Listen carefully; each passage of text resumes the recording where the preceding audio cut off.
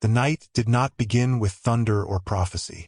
It began quietly, with the sound of boots on stone and the low crackle of torches cutting through the cold Paris air. In the early hours of October 13, 1307, most of the city slept, unaware that history was about to fracture. Doors were bolted, candles burned low, prayers were unfinished. And across France, at the exact same moment, royal orders were being carried out with chilling precision. Men wearing the cross of Christ would be dragged from their beds as criminals. The Knights Templar, once the most feared, respected, and powerful order in Christendom, were being erased. No warning had come, no declaration of war, no chance to flee. King Philip IV of France had planned it meticulously, sealing his orders weeks in advance, commanding that they be opened only on that single morning.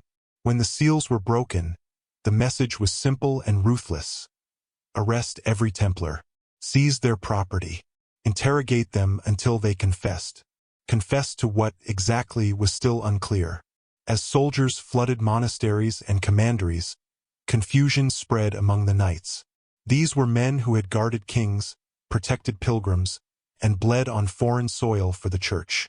Many believed this had to be a mistake, some misunderstanding that would be resolved once the Pope intervened. Others sensed something darker. They did not resist. They did not run. They trusted the system they had served for nearly 2 centuries. That trust would destroy them. Torches flared against stone walls as doors were smashed open. Elderly knights were dragged into the streets still half asleep. Younger ones were bound in chains, their white mantles stripped away like a public shaming. In some commanderies, records tell of prayers continuing even as arrests took place. Psalms whispered while iron closed around wrists. The contrast was haunting. Men of faith treated like traitors in the name of faith itself. By sunrise, the order was broken. The charges that followed were almost unbelievable. The Templars, it was claimed, had spat on the cross. They worshipped a false idol. They engaged in obscene rituals and denied Christ in secret ceremonies. To the public, the accusations were shocking enough to justify outrage. To the church, they were convenient. And to the king, they were useful. But beneath the surface of these allegations, something did not add up. The Templars had enemies before. Jealous nobles, indebted monarchs, rival orders, but never like this. Never a coordinated, continent-wide strike. Never a narrative so carefully crafted, so perfectly timed. It was as if the accusations themselves were a mask, hiding something else entirely. Something unspoken. As interrogations began, the truth became even harder to grasp. Confessions were extracted quickly, but only after prolonged torture. Knights admitted to crimes that contradicted one another. Some recanted almost immediately. Others broke under pain, saying whatever their captors demanded. And yet, woven through the chaos of forced testimony were strange fragments. Details that did not fit the charges. References that hinted at beliefs not easily defined as heresy. Words like knowledge, secrets, and things shown, not spoken. The church would later insist this was proof of corruption. But to modern eyes, it looks more like panic. Because the destruction of the Templars was not merely physical. It was archival. Records vanished. Trial documents were altered. Entire lines of inquiry were quietly abandoned. For an institution obsessed with documentation, the gaps are deafening. Why was so much erased? To understand the gravity of that night, one must understand who the Templars were meant to be. Founded in the aftermath of the First Crusade, they began as a small group of knights sworn to protect pilgrims traveling to Jerusalem. They took vows of poverty, chastity, and obedience. Their lives were austere, their purpose clear. Yet over time, they became something else entirely. They built fortresses across the Holy Land and Europe. They developed early banking systems, safeguarding wealth for kings and popes alike. They answered only to the Pope, making them politically untouchable, at least in theory. They were monks and warriors, financiers and builders, theologians and soldiers. And they were keepers of something. This is where the silence begins. Even in their rise, the Templars left few personal records. Their inner workings were guarded. Initiations were secret. Symbols adorned their churches that did not match conventional Christian art.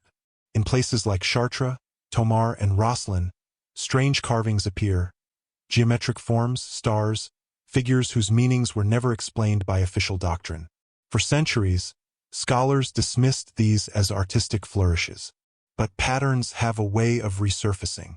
On that night in 1307, as the order fell, the Templars did not plead their innocence in the way one might expect.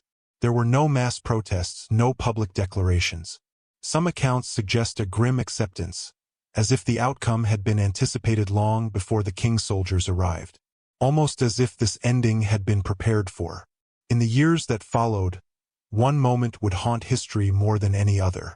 Jacques de Molay, the last Grand Master of the Templars, was burned at the stake in 1314 on an island in the Seine. According to legend, as flames rose around him, he issued a curse, summoning the Pope and the King to face divine judgment within a year. Both men would die before the year ended. Whether coincidence or myth, the story endured because it captured something deeper. The sense that the Templars did not see themselves as defeated. That even in death, they believed something had survived. But what? That question is the heartbeat of this story. If the Templars were guilty only of corruption or greed, their destruction would have been unremarkable, a footnote in medieval power struggles. Instead, their fall feels excessive, surgical, fear-driven, the kind of response reserved not for criminals but for threats.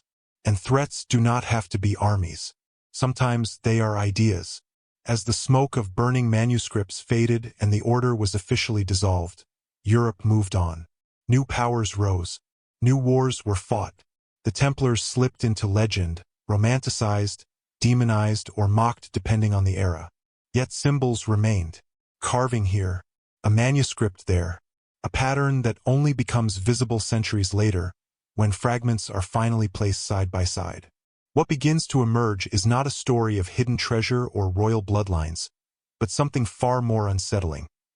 The suggestion that the Templars were guarding a message about time, faith, and humanity's place in history. A message never meant to be spoken aloud. The night of October 13, 1307, was not just the end of an order. It was the beginning of a long silence, one that still echoes.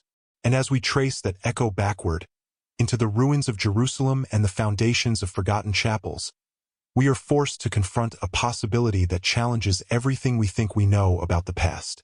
What if the Templars were not destroyed for what they did, but for what they knew? And if that knowledge was encoded rather than written, hidden rather than proclaimed, then the real question is not why the order fell, but why its final secret was designed to survive long after the flames died out. Long before their enemies would accuse them of heresy, before kings would fear their wealth and popes would question their loyalty, the Knights Templar were simply 9 men standing in the shadow of ruins. There was no ceremony worthy of legend, no thunderous proclamation, only a quiet vow, spoken in a land still scarred by war, where faith and blood had soaked into the same stones. Jerusalem in the early 12th century was a city of fractures. Conquered by Crusaders in 1099, it remained tense, volatile, and spiritually charged. Pilgrims poured in from across Europe, drawn by the promise of salvation and the pull of holy ground. But the roads were dangerous. Bandits waited beyond the city gates. Many who arrived in search of redemption never returned home. It was in this uneasy world that a small group of knights approached King Baldwin II of Jerusalem with an unusual proposal. They did not ask for land or titles. They did not demand gold. Instead, they asked for permission to live as monks and serve as protectors of pilgrims.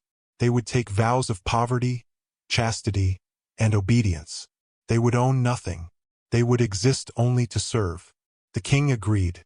The 9 knights were granted quarters on the Temple Mount, within the Al-Aqsa Mosque, believed by Crusaders to stand on the ruins of Solomon's Temple.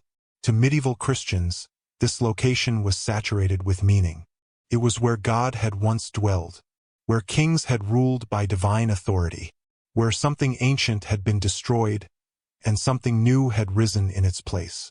But to the Templars, the Temple Mount would become something else entirely. Official histories tell us that the knights spent their early years patrolling roads and protecting travelers. And they likely did. But these accounts leave a troubling gap.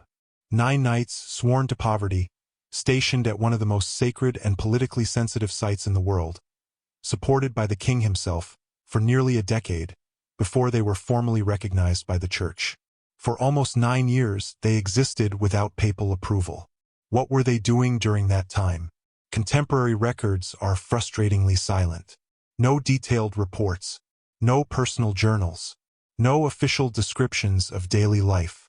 For an era obsessed with documenting land, lineage, and doctrine, this absence is striking. It is as if those years were intentionally left blank. Later traditions suggest the knights called themselves the poor fellow soldiers of Christ and of the Temple of Solomon. The name alone hints at something more than simple protection duties. Why emphasize Solomon's temple? Why root their identity so deeply in a structure long destroyed? Beneath the Temple Mount lay layers of history, Jewish, Roman, Byzantine, compressed into stone and earth. Legends had long circulated about hidden chambers, sealed vaults, and relics lost during the Babylonian destruction of Jerusalem centuries earlier. The Ark of the Covenant, sacred texts, objects believed to carry divine power. There is no direct evidence that the Templars found any of these things, but there is evidence that they were digging. Archaeological clues, discovered much later, show signs of tunnels beneath the Temple Mount dating to this period. Narrow passages carved with purpose. Areas reinforced rather than looted. This was not random excavation. It suggests methodical exploration. And exploration requires intent. If the Templars were searching, then the question becomes, who sent them? And what were they expecting to find? Some historians argue that powerful patrons within the church quietly supported the knights, hoping to recover relics that could strengthen Christian authority. Others suggest a more radical possibility, that the knights themselves were following older traditions, perhaps even knowledge passed down through secret monastic circles in Europe. What is clear is that something changed them. When the Templars finally emerged from their obscurity, they did so with astonishing confidence. At the Council of Troyes in 1129, they were formally recognized as an official order of the Church. Bernard of Clairvaux, one of the most influential religious figures of the age, became their champion. He wrote passionately in their defense, presenting them as warriors of God, purified by violence committed in the name of faith. But Bernard's language is strange. He speaks of the Templars as men who fight both physical and spiritual enemies, men who possess a kind of inner knowledge, men whose mission transcends the battlefield. Soon after, donations flooded in. Land, money, castles. The order expanded at a speed that defies normal explanation. Within decades, they had commanderies across Europe and the Holy Land, answering only to the Pope himself. Orders do not rise like this by accident. The early rituals of the Templars deepen the mystery. Initiations were conducted in private, away from public view. New members swore oaths that were never written down. Silence was enforced. Disobedience was punished harshly. The emphasis was not merely on loyalty, but on secrecy. Critics later twisted this secrecy into accusations of heresy. But secrecy does not always imply corruption. Sometimes it implies protection. Consider the mindset of men living atop the ruins of Solomon's temple. Every stone beneath their feet carried theological weight. Jewish tradition spoke of divine presence. Christian tradition spoke of prophecy fulfilled. Islamic tradition revered the site as sacred as well. To disturb such ground was to risk controversy at best, condemnation at worst. If the Templars discovered something there, something that challenged accepted narratives, it would not have been safe to reveal it openly. Instead, it would need to be preserved, guarded, encoded. This may explain why symbolism became so central to Templar identity. Their seals, architecture, and imagery often appear deliberately ambiguous. A knight riding with another on a single horse, poverty or duality. A severed head, martyrdom, or knowledge lost. Geometry embedded in stone, decoration, or instruction. These symbols did not scream their meaning. They whispered. The idea of a charge beneath the ruins appears in later sources, an unspoken responsibility passed from senior knights to initiates. Not a prophecy in words, but an understanding. A vision of history as something cyclical rather than linear. Of faith as something that could evolve. This idea would have been dangerous. The medieval church depended on stability, on fixed doctrine, on a clear chain of authority between God, priest, and king. Any suggestion that sacred truth could be rediscovered, reinterpreted, or reactivated outside that chain was a threat. If the Templars believed they were guardians of such a truth, their obedience to Rome may have been more strategic than sincere. By the time the order left Jerusalem after its fall in 1187, the knights were no longer simply protectors of pilgrims. They were carriers of something intangible, something that traveled with them across the Mediterranean, into the forests of France, the hills of Portugal, and the remote valleys of Scotland. Whatever began beneath the Temple Mount did not end there. The oath sworn by those first 9 knights was not just a promise of service. It was a binding of purpose, a decision to shoulder a burden that could not be shared with the world at large. And as centuries passed, that burden would grow heavier, more dangerous, and more misunderstood. Because secrets, once uncovered, do not remain still. They wait. And the silence surrounding those first 9 years suggests that the Templars understood this from the very beginning. That their true mission was never meant to be announced, only carried forward quietly through time, until the moment when history itself would force it into the open. The transformation was so sudden that even medieval chroniclers struggled to explain it. One moment, the Knights Templar were a small and obscure brotherhood of warrior monks. The next, they were everywhere. Castles rose in their name. Estates were signed over without protest. Kings entrusted them with fortunes. And across Europe, the Red Cross became a symbol not of humility, but of power. Yet the paradox lay at the heart of the order itself. Each Templar swore a vow of poverty. Individually, they owned nothing, not even the clothes they wore or the weapons they carried. Their lives were tightly regulated, marked by silence, prayer, and obedience. Meals were simple. Luxury was forbidden. Discipline was absolute. And yet, collectively, the order became one of the wealthiest institutions in Christendom. This contradiction unsettled contemporaries as much as it fascinates historians today. How could men who renounced wealth come to control it on such a vast scale? The answer lies partly in trust. The Templars developed a reputation for incorruptibility. They were seen as soldiers who could not be bribed, monks who could not be tempted, and administrators who answered to no local lord. When pilgrims traveled to the Holy Land, they deposited their money with the Templars in Europe and received letters of credit that could be redeemed thousands of miles away. In an age of highway robbery and unstable currencies, this was revolutionary. The Templars had, in effect, created the foundations of international banking. But trust alone does not explain their meteoric rise. What made rulers surrender not just gold, but authority? Part of the answer lies in papal privilege. In 1139, Pope Innocent II issued a bull known as Omni Datum Optimum. With a single document, the Templars were placed beyond the reach of kings and bishops. They paid no taxes. They could build their own churches. They answered only to the Pope, and even then, in practice, they operated with remarkable autonomy. This was unprecedented. The Church had effectively created a state within a state, armed, wealthy, and mobile.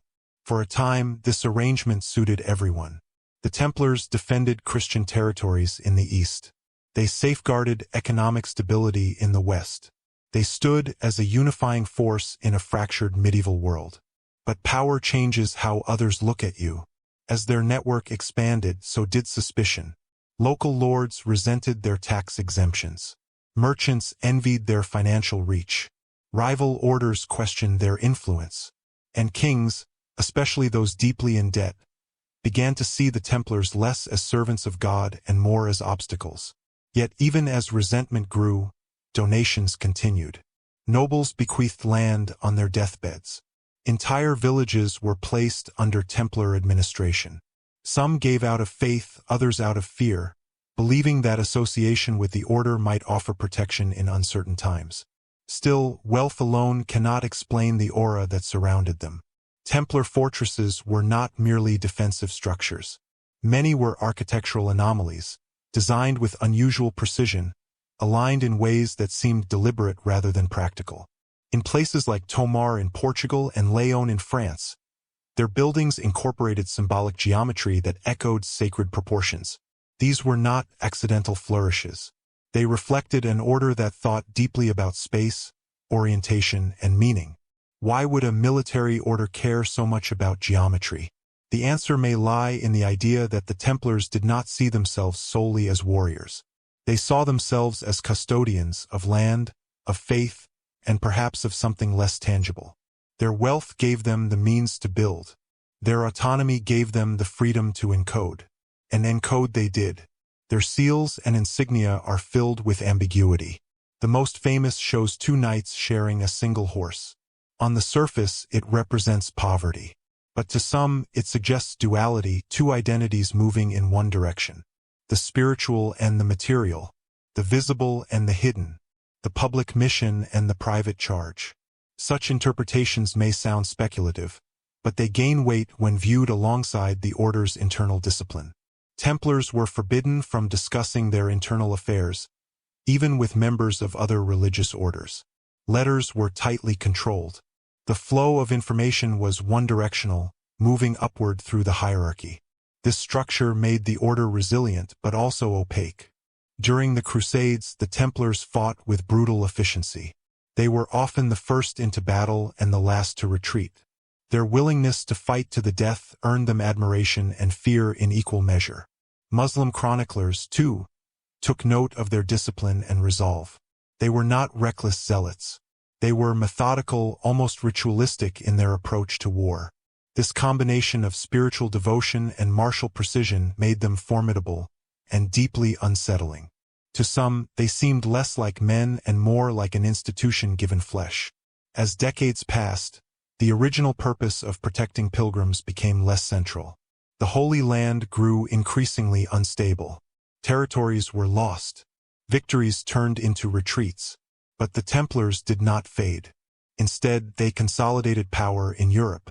Their commanderies became hubs of administration and finance rather than mere military outposts. It was as if the battlefield had shifted. Critics would later claim that the order had lost its way, replacing faith with gold. But this accusation misunderstands the nature of their wealth. The Templars did not accumulate riches for personal gain. They used wealth as a tool, one that allowed them to operate independently of political pressure. Independence was their true asset, and independence breeds fear. Kings like Philip IV of France watched the order with growing unease. Here was an organization that controlled vast resources, owed him nothing, and operated beyond his legal reach. In a world where power was measured by land and loyalty, this was intolerable. But long before Philip moved against them, the seeds of conflict were already sown. The Templars had become something medieval society did not know how to categorize. They were monks who killed, bankers who prayed, soldiers who answered to no king. Their vows set them apart. Their privileges elevated them, and their silence made them unknowable. Unknowable institutions invite projection. Rumors began to circulate, whispers of secret rites, of knowledge passed only to the inner circle, of beliefs that diverged subtly but dangerously from orthodox teaching. Most of these rumors lacked substance, but they did not need to be true to be effective. By the late 13th century, the Templars stood at the peak of their influence and at the edge of disaster. The Holy Land was nearly lost. Their military purpose was questioned. Their wealth was envied. Their secrecy was feared. And in the shadows of their success, a fatal misunderstanding took root. The order had grown too powerful to be ignored, too independent to be controlled, and too silent to defend itself. What had once been a strength, their discipline, their unity, their refusal to explain themselves, would soon become a liability. The rise of the Knights Templar was not just a story of expansion. It was a story of imbalance, of an institution that outgrew the world that created it. And when that world could no longer contain them, it would respond in the only way it knew how, with suspicion, with fear, and eventually with fire. Beneath the grandeur of Solomon's temple, beneath the stone arches and the dust of centuries, lay a history few dared to touch. The Crusaders had stormed Jerusalem, claiming the holy city for Christendom, but they inherited more than victory. They inherited secrets. And the Knights Templar, stationed on the Temple Mount, were positioned at the very heart of those hidden truths. Official records describe them as guardians, defenders of pilgrims, and devout soldiers of the Church. Yet the Templars themselves understood that their role went deeper. They were not simply protectors of the living. They were custodians of what had been buried, concealed, or erased from memory. Every stone beneath the Temple Mount seemed to hum with the weight of untold stories, and the Templars listened. It is impossible to know precisely what they discovered, for the chronicles of the order were deliberately sparse in detail, leaving only tantalizing hints. References to hidden chambers and things shown, not spoken, appear in fragments, scattered across surviving accounts and later testimonies. Even among themselves, the Templars spoke in careful obfuscation.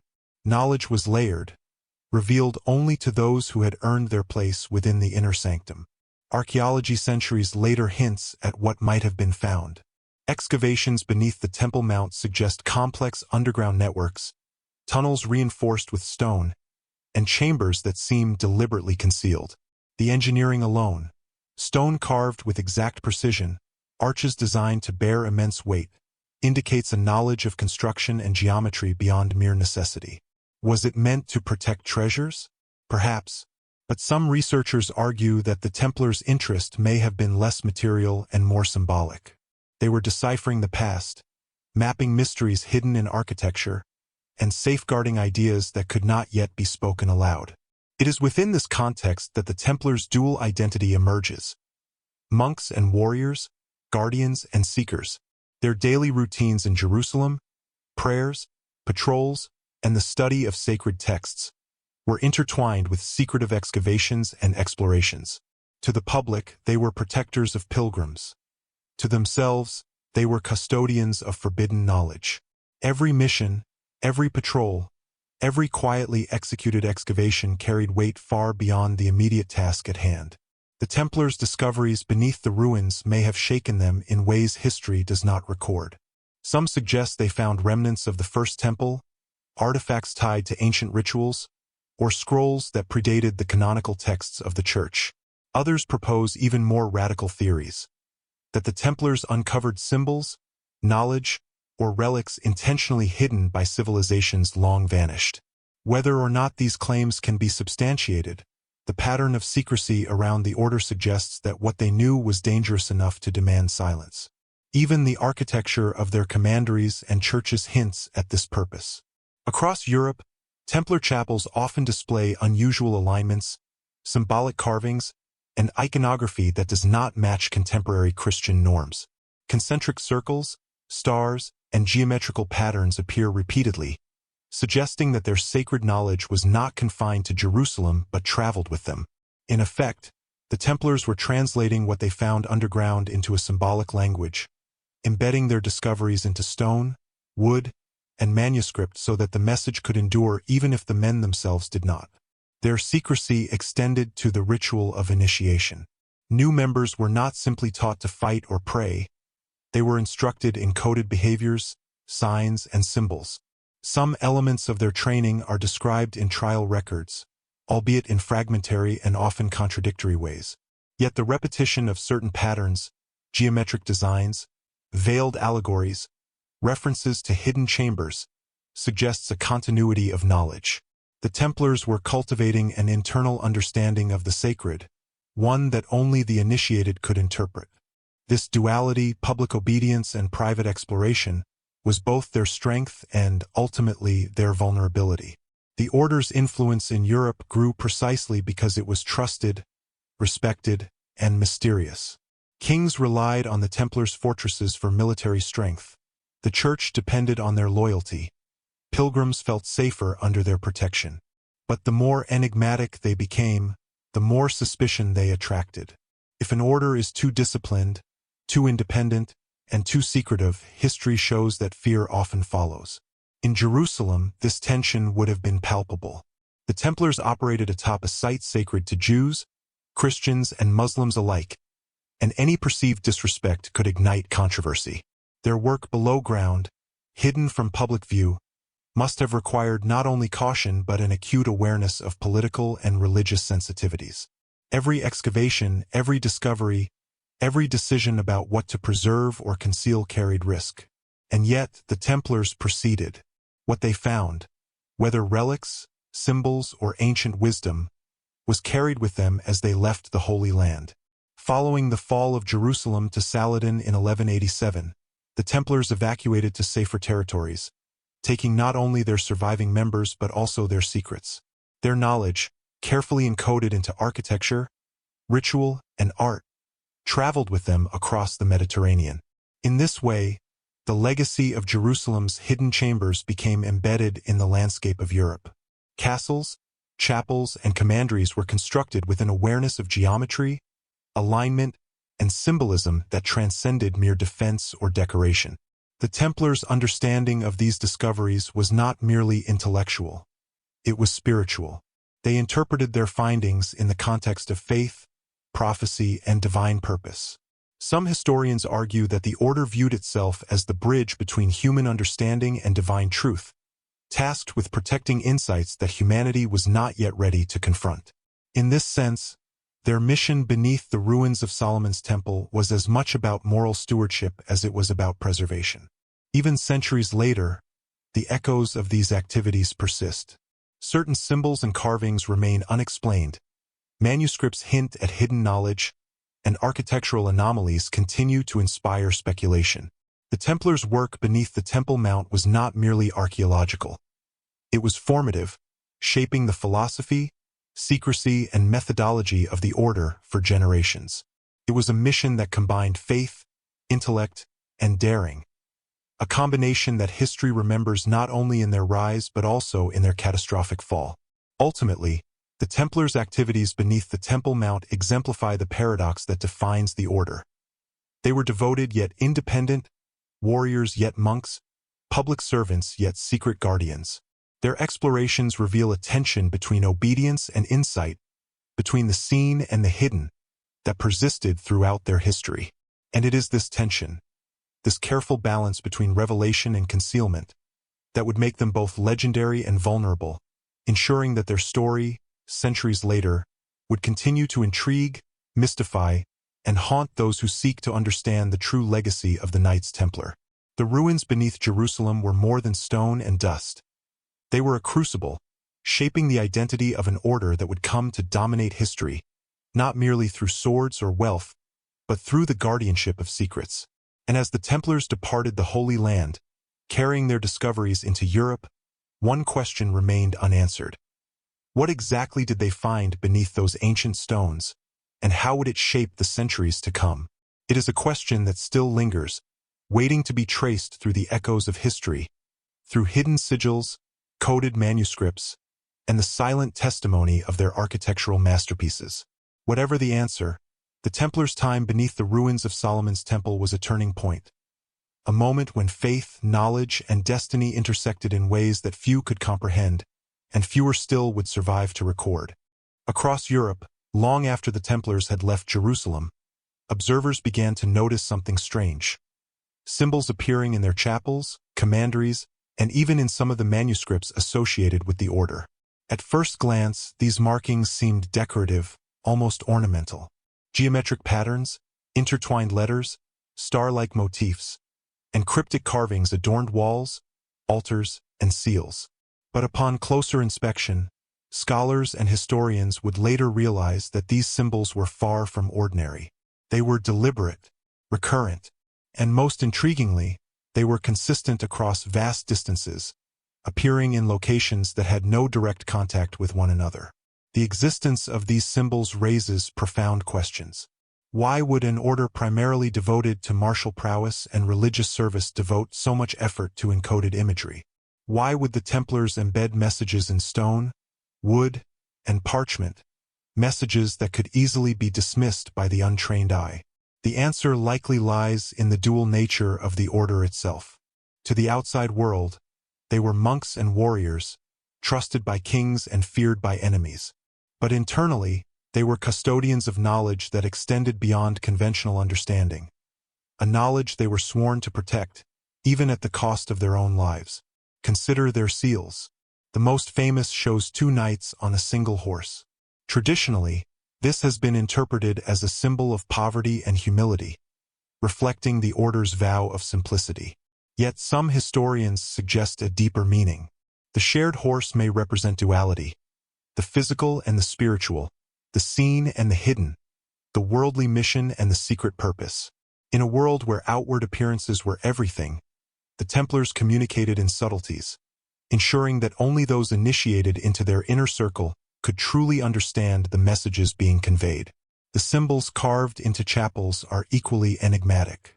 Concentric circles, spirals, and star patterns appear repeatedly, often aligned with architectural features such as columns, arches, and doorways. Some of these designs mirror astronomical alignments, suggesting that the Templars were encoding knowledge about celestial events or cosmic cycles. Others resemble diagrams that later esoteric traditions would interpret as sacred geometry. In many cases, the meaning remains elusive, tantalizing historians with the suggestion that these motifs were not mere decoration but a visual language, one capable of conveying complex concepts without a single word. Even manuscripts associated with the order contain unusual markings. Margins are often filled with sketches of unfamiliar symbols, stars, and geometrical shapes. Some of these annotations appear in multiple locations across Europe, suggesting that there was a shared system of encoding, a symbolic lexicon that was intentionally standardized. The careful repetition indicates purpose. This was not random artistic flourish. This was deliberate communication, a subtle transmission of knowledge preserved for those who could decipher it. The secrecy surrounding these symbols aligns with the broader ethos of the order. The Templars were rigorously disciplined, bound by vows of silence and obedience. New initiates were taught that certain knowledge could never be shared outside the order. Violations of this code were met with severe punishment. Within this framework, symbolism became a safe and enduring vessel for information. Unlike verbal instruction or written manuscripts, which could be intercepted, destroyed, or misinterpreted, symbols embedded in architecture and ritual were resilient. They could survive fires, wars, and the systematic persecution that would eventually fall upon the order. Some symbols, scholars argue, may have functioned as mnemonic devices. They could have helped Templars remember secret teachings, sacred locations, or complex rituals. Others may have encoded historical or spiritual truths that the order deemed too dangerous to expose openly. In this sense, every chapel, fortress, and seal was not merely a functional or decorative object. It was a repository of layered knowledge, visible yet incomprehensible to outsiders. The question arises, why go to such lengths? Why risk embedding knowledge in a manner so difficult to interpret? The answer lies partly in the threats the Templars faced, even at the height of their power.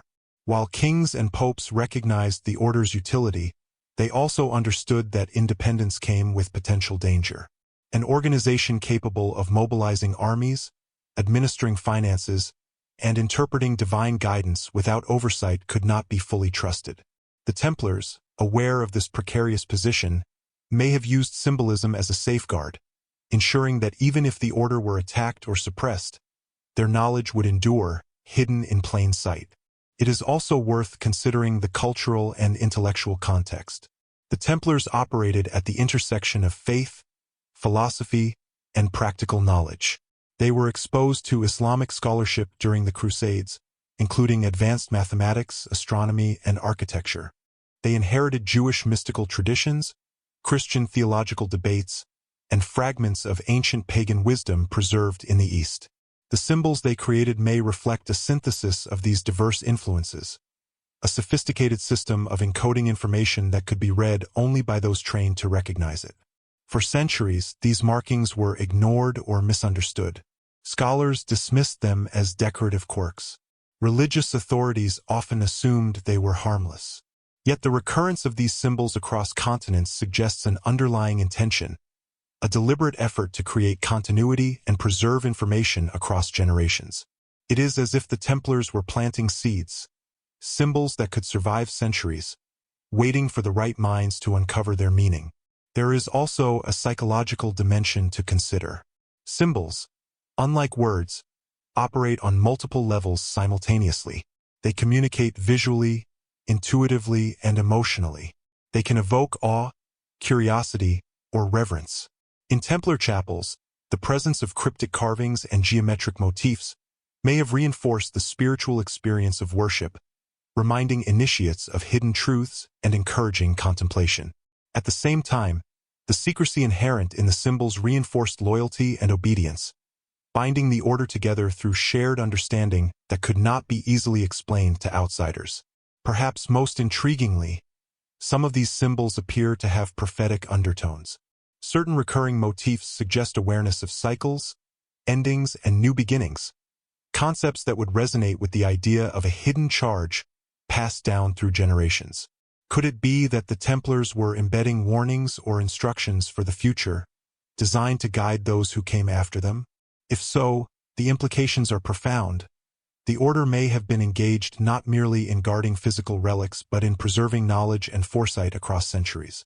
The combination of secrecy, sophistication, and symbolism underscores a critical point. The Templars were not merely warriors or financiers. They were custodians of a subtle, almost invisible form of power, a power that could survive beyond the lifespan of individuals, beyond the reach of kings, and even beyond the destruction of their order. Every chapel, manuscript, and seal was a message, a fragment of a larger puzzle, encoded to withstand the ravages of time and human intervention. Even today, the exact meaning of these symbols remains elusive. Researchers continue to debate their significance, proposing interpretations ranging from geometric instruction to cosmic alignment, from mystical teaching to encoded history. What is clear, however, is that they were never random. They were never purely decorative, and they were never intended to be fully understood by outsiders.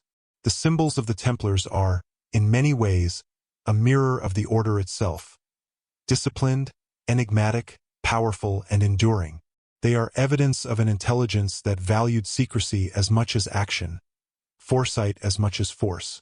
They suggest that beneath the public persona of monks and warriors lay a deeper mission, a mission to protect knowledge, encoded in ways that transcended language and ensure its survival across centuries, no matter the obstacles. In the end, the Templar symbols invite us to ask a question that remains as compelling now as it must have been in the Middle Ages. If an organization can encode its secrets so thoroughly, what exactly was it trying to preserve? Was it treasure, prophecy, knowledge, or something altogether different?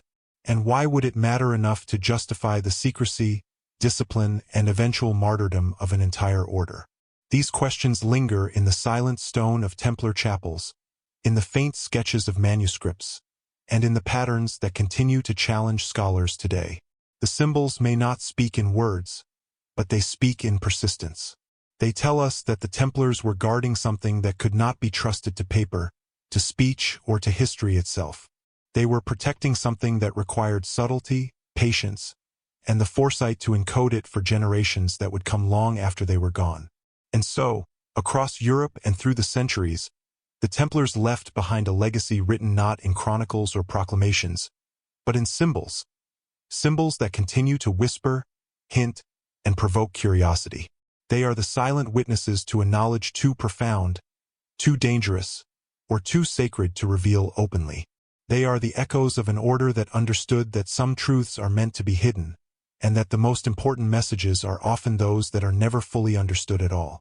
Within the walls of the order, beyond the gaze of kings, popes, and rival knights, there existed a different dimension of Templar life, a realm of whispered instructions, secret gatherings, and knowledge shared only among the initiated. Historians have often described the Templars in terms of their outward achievements: fortresses, battles, wealth, but these descriptions barely scratch the surface. Behind the public facade of obedience and military discipline lay a private world, one governed not by law or rank but by a code of secrecy and understanding that few outsiders could ever hope to penetrate. The initiation of a new knight was far more than a ceremonial procession or a recitation of vows. It was a transformation, a crossing of a threshold into a space of hidden purpose. Candidates were often led blindfolded through shadowed corridors, their senses attuned to sound, touch, and ritual rather than sight. They were required to repeat oaths in hushed tones, to memorize gestures and symbols, and to witness ceremonies that appeared enigmatic and even disconcerting. Each step was designed to instill obedience, yes, but also to cultivate perception, an awareness that there were layers to the world, and that the visible was only a fraction of the truth. Some contemporary chroniclers later misrepresented these ceremonies as heretical, emphasizing alleged acts of blasphemy or sacrilege. Yet a careful reading of surviving trial records suggests a different picture. The rituals were secretive, yes, but they were structured, symbolic, and profoundly spiritual. They emphasized duality, the balance between action and reflection, the material and the divine, the known and the hidden. There was a lesson in every act, a meaning encoded in every symbol, designed to prepare the knight not just for battle, but for the guardianship of knowledge that could not be openly spoken. This secret knowledge extended beyond ritual. Some knights were entrusted with codes, maps, or fragments of manuscripts, each containing elements of a larger, coherent system. Certain references point to teachings shown, not spoken, implying that comprehension required careful observation, meditation, and insight rather than rote memorization. These lessons may have encompassed moral philosophy, celestial alignments, sacred geometry, and even mystical or prophetic concepts. What is clear is that the Templars were not simply military men. They were scholars, interpreters, and custodians of knowledge that the broader church, in its orthodoxy, may not have been ready to acknowledge. The hierarchy of secrecy within the order was meticulously structured. Novices were exposed only to what their rank permitted. Experienced knights, and especially the inner circle, were privy to far more, forming a nested system of guardianship. Information moved upward slowly and selectively, ensuring that only the most disciplined and trustworthy could access the deepest mysteries.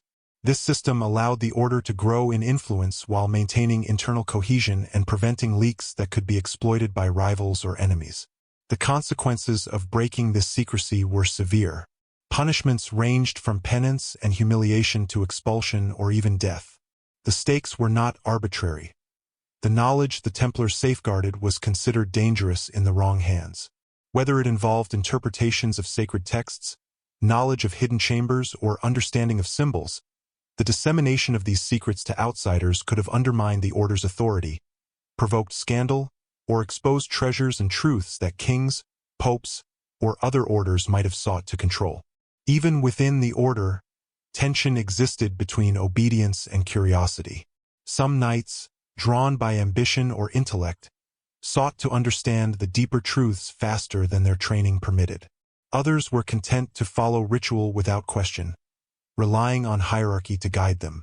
These differing temperaments created a dynamic internal culture, where initiative and restraint were constantly balanced, and where loyalty was tested not just in battle, but in silence. The Templars' secrecy was reinforced by physical spaces. Hidden chambers, tunnels, and fortified rooms within commanderies allowed for meetings that could not be observed from the outside. Architectural analysis of surviving structures suggests that many rooms were deliberately constructed to obscure sightlines, to protect manuscripts, or to serve as private spaces for meditation and instruction. In some locations, carvings, inscriptions, and embedded symbols provided visual cues to those trained to interpret them, functioning as a subtle language that only initiated knights could read. These inner teachings may also have included ethical and philosophical instruction. Beyond the physical defense of pilgrims and the management of wealth, the Templars were charged with preserving wisdom and preparing for moral challenges that went far beyond the battlefield. Some records hint at meditations on loyalty, the nature of power, and the stewardship of secrets. Others suggest lessons on discernment, requiring knights to evaluate appearances, intentions, and consequences with heightened awareness. In essence, the Templars were being trained not merely as soldiers, but as guardians of truth, a responsibility that demanded courage, restraint, and intellectual rigor. This inner culture helps explain some of the more enigmatic aspects of the Templars' rise. How did an order of monks accumulate such power without provoking widespread revolt or suspicion for decades? Partly it was discipline and partly secrecy.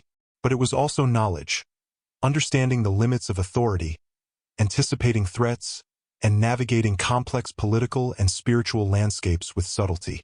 The inner teachings of the order were as strategic as their fortresses, allowing the Templars to operate effectively in a world filled with suspicion, envy, and competing loyalties. The inner circle's knowledge also hints at a continuity that transcended individual lifetimes. Secrets were passed down carefully, often through demonstration rather than explanation.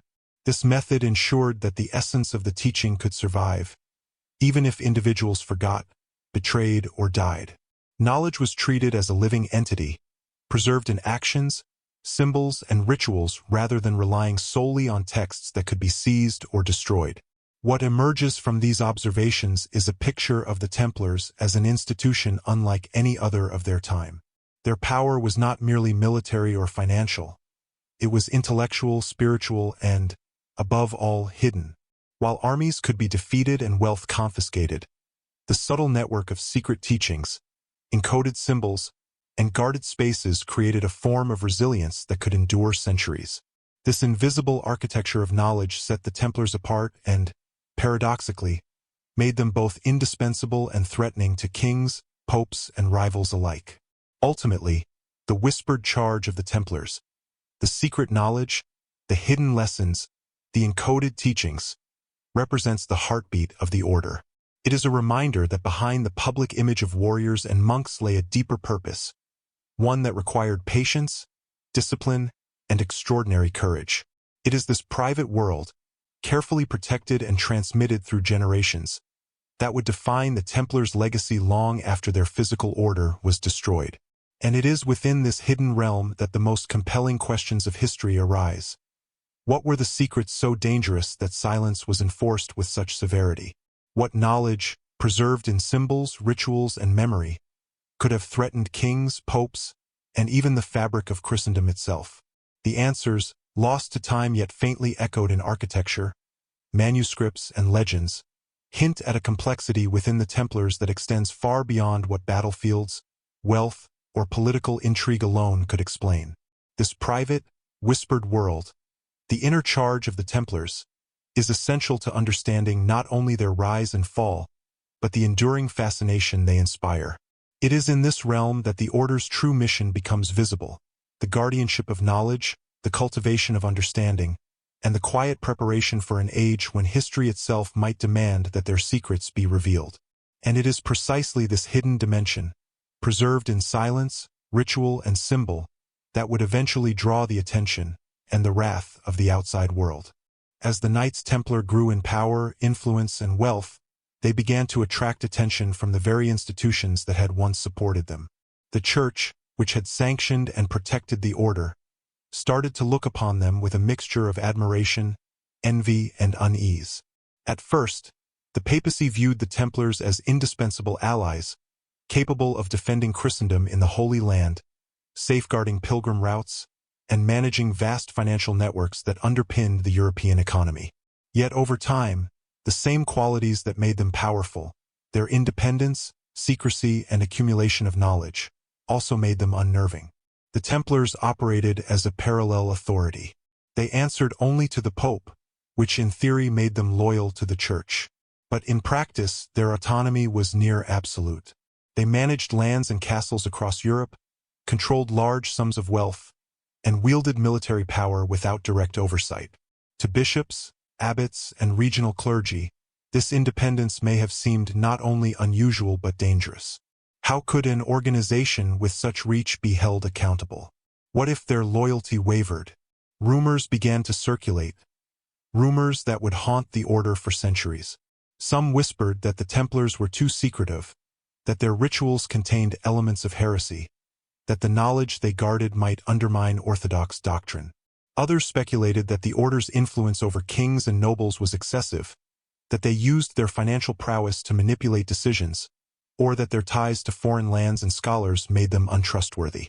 The combination of secrecy, power, and wealth became a lens through which suspicion grew. Even the Pope, initially a protector, was not immune to these concerns.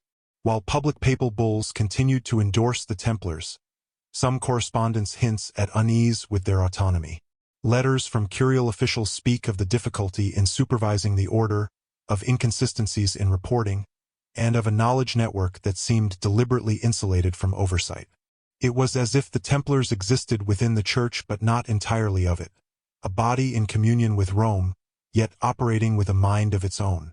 This tension was amplified by the Templars' connections to other centers of learning and power. During the Crusades, they had encountered Islamic scholars, Jewish mystics, and other intellectual traditions that were unfamiliar to most of Western Christendom. They had access to knowledge, mathematical, architectural, and philosophical, that their contemporaries could not fully grasp. While this expertise enhanced their effectiveness as warriors and administrators, it also fueled suspicion. To those outside the order, knowledge beyond accepted doctrine was indistinguishable from subversion. The order's internal secrecy exacerbated these concerns. Members of other religious institutions, as well as secular authorities, had little insight into Templar practices. Even the Pope relied on reports filtered through intermediaries who themselves often misunderstood or misinterpreted what they observed. When rituals could not be explained, and when symbolic carvings or coded manuscripts resisted interpretation, fear filled the void. Fear, in turn, gave rise to accusations that would later be exploited by political adversaries. In practical terms, the Church's unease manifested in subtle ways. Papal oversight became more frequent, inquisitors occasionally visited commanderies, and requests for clarification about Templar practices were issued. These interventions were generally polite and measured, yet the underlying message was clear. The Templars were powerful, yes, but they must remain under observation. Even the most disciplined knights could sense the shifting winds of suspicion, and this may have contributed to the order's increasing insularity.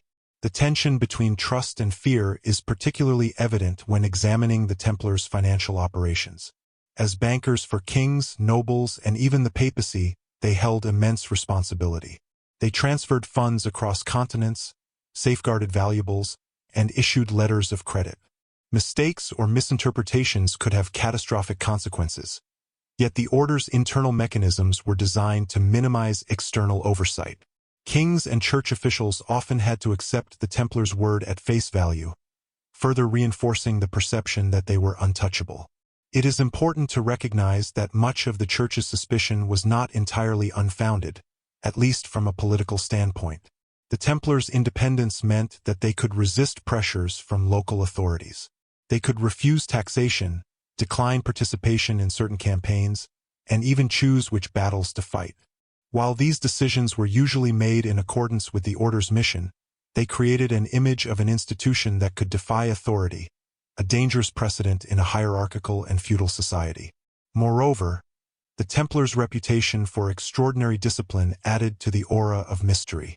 They were known for strict adherence to rules, even to the point of asceticism. Their courage on the battlefield, combined with their unwavering obedience internally, made them formidable yet unknowable. Outsiders could interpret such discipline in multiple ways. As virtuous devotion, yes, but also as secretive plotting or hidden agendas. Despite growing unease, the Church initially continued to rely on the Templars. They were indispensable in Europe and the Holy Land. Their fortresses held strategic positions. Their expertise in logistics, finance, and military operations remained unmatched. Bishops and abbots, while wary, could not ignore their utility. Yet this reliance was double-edged. The more the Church depended on them, the more visible their independence became.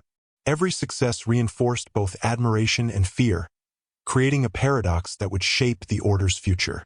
By the late 13th century, the seeds of suspicion planted decades earlier had matured into a more organized concern. Papal envoys, nobles, and rival orders began to watch the Templars more closely, searching for evidence of deviation or corruption. Small accusations were repeated, exaggerated, and connected to broader fears. Any hint of heretical practice or unorthodox behavior was amplified, feeding into a narrative that the order was no longer entirely trustworthy. It is crucial to understand that this scrutiny was not only doctrinal. The Templars' wealth, their knowledge, and their political connections made them potential threats to established hierarchies. Kings owed debts, nobles coveted estates, and the Church feared the erosion of authority. In this context, the Templars' secrecy became a liability as much as a strength. What had once protected the order now exposed them to interpretation, suspicion, and eventual persecution. Ultimately, the Church's growing concern about the Templars was a product of multiple factors: their autonomy, their wealth, their access to forbidden or exotic knowledge, and their impenetrable secrecy. The Templars had achieved a level of influence that was unprecedented for a religious military order, and with that influence came fear. Observers could not fully understand them, yet they recognized the potential danger of leaving such power unchecked. This dynamic between utility and fear, reverence and suspicion, would define the Templars' relationship with the Church for decades. It created a fragile balance, one in which the order's accomplishments and strengths were inseparable from the unease they inspired. And as history would soon show, when that balance tipped, the consequences would be catastrophic. For now, the Templars remained outwardly loyal, disciplined, and effective. They continued to guard pilgrims, manage finances, and maintain fortresses.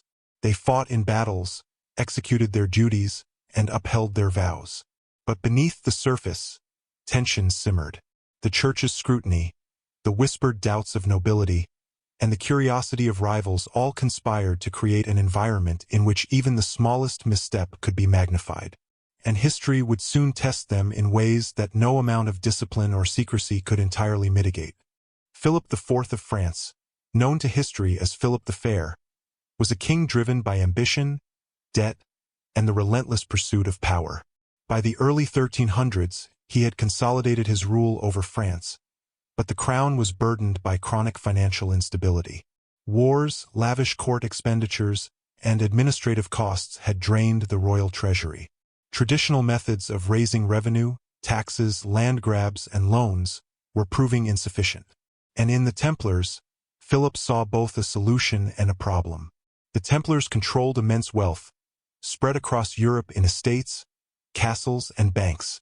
They lent money to kings, princes, and merchants. They collected donations from noble families. They managed the flow of funds for crusades and pilgrimages. From Paris to Jerusalem, their reach was astonishing, and their balance sheets were meticulously maintained. In an age when kings were often dependent on intermediaries for loans, the Templars represented an autonomous financial powerhouse, one that owed Philip nothing. It is important to understand the psychological dimension of this relationship. Philip was a shrewd and ruthless strategist, obsessed with consolidating authority. A king in debt is a king at risk, and Philip was acutely aware that the Templars' independence gave them leverage. Their autonomy, once tolerated or even admired, became intolerable in the context of his financial desperation. A solution emerged: remove the debt and simultaneously eliminate a rival power.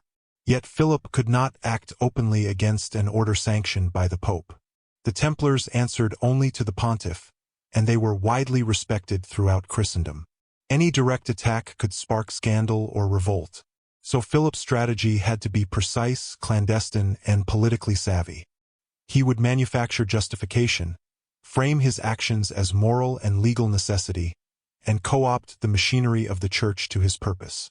In preparation, Philip spent months orchestrating a network of spies, informants, and loyal officials. Agents were placed in Templar houses to monitor activity, note irregularities, and gather any evidence, real or fabricated, that could later be used to support charges of heresy, corruption, or blasphemy. Financial records were scrutinized for discrepancies, allegiances were examined, and rumors were collected with methodical precision. Every piece of information would later be woven into the legal narrative required to justify the mass arrests. Philip also cultivated relationships with sympathetic clergy who could lend ecclesiastical legitimacy to his actions. By presenting the Templars as morally and spiritually corrupt, he transformed political maneuvering into a religiously sanctioned crusade. Public perception was as important as legal justification. To achieve his goal, Philip needed to frame the Templars not as wealthy lenders or autonomous knights, but as dangerous heretics, men whose secret practices threatened the moral order of Christendom. The choice of timing was equally deliberate. Philip selected October 13, 1307, a date that would resonate across the kingdom, as the day of coordinated arrests. By striking simultaneously at all Templar houses in France, he prevented the order from warning each other, mobilizing resistance, or dispersing assets. It was a logistical masterstroke, executed with chilling precision. Horses, messengers, and soldiers were prepositioned. Instructions were sealed and distributed weeks in advance. When the day arrived, it was as if the entire kingdom were a stage for a single, calculated act of betrayal. The arrests themselves were brutal. Knights were dragged from beds in the dead of night, bound and accused without prior warning. Some were interrogated immediately, others imprisoned, often subjected to physical coercion. Philip's agents relied on both fear and confusion to dismantle the order. While contemporary chroniclers describe the shock and disorientation of the knights, it is also evident that the arrests were intended to disarm them psychologically as well as physically. By the time confessions were extracted, often under duress, the narrative was firmly under the king's control. The charges were, as Philip intended, sensational. The Templars were accused of spitting on the cross, denying Christ, participating in obscene rituals, and worshipping an idol called Baphomet. While some confessions were coerced through torture, the public spectacle reinforced the perception that the order had deviated from its sacred mission. Yet the true motivation behind the arrests was far more practical than theological. Philip wanted wealth, power, and the elimination of a rival institution that operated beyond his influence. Even after the arrests, Philip's manipulation continued. Templar property was seized under the guise of legal forfeiture, with the crown absorbing vast estates and revenues. Loans owed to the order were cancelled, often by decree, and financial records were rewritten to benefit the king. In effect, Philip accomplished in a single strike what years of taxation, negotiation, or military campaigns could not have achieved. The psychological impact on Europe was profound. Across the continent, whispers spread of Templars imprisoned for crimes that seemed implausible, of kings exploiting religious authority for personal gain, and of an entire institution destroyed not for heresy, but for ambition. Philip's strategy demonstrated that even the most revered order was vulnerable when wealth, independence, and secrecy intersected with political cunning. Yet Philip's actions also carried unforeseen consequences. The dramatic downfall of the Templars set a precedent for the use of fear, rumor, and selective prosecution as tools of statecraft. It signaled that religious authority could be manipulated to serve temporal ends, and that even the most disciplined institutions were not immune to the ambitions of powerful rulers. For the Templars themselves, the fall was both catastrophic and paradoxically revealing. The very secrecy and autonomy that had allowed them to thrive had also made them an existential threat to a king desperate for control. In the broader context of history, Philip's campaign against the Templars illustrates the interplay of power, wealth, and perception. The order had become too influential to be tolerated. Its moral authority, financial autonomy, and secrecy posed risks that could no longer be ignored. Philip's solution, meticulously planned arrests, manipulation of ecclesiastical authority, and the expropriation of property, was both ruthless and effective. Yet it also marked the beginning of an enduring legend, that the Templars were destroyed not merely for alleged crimes, but because they represented knowledge, autonomy, and power that could not be contained by ordinary authority.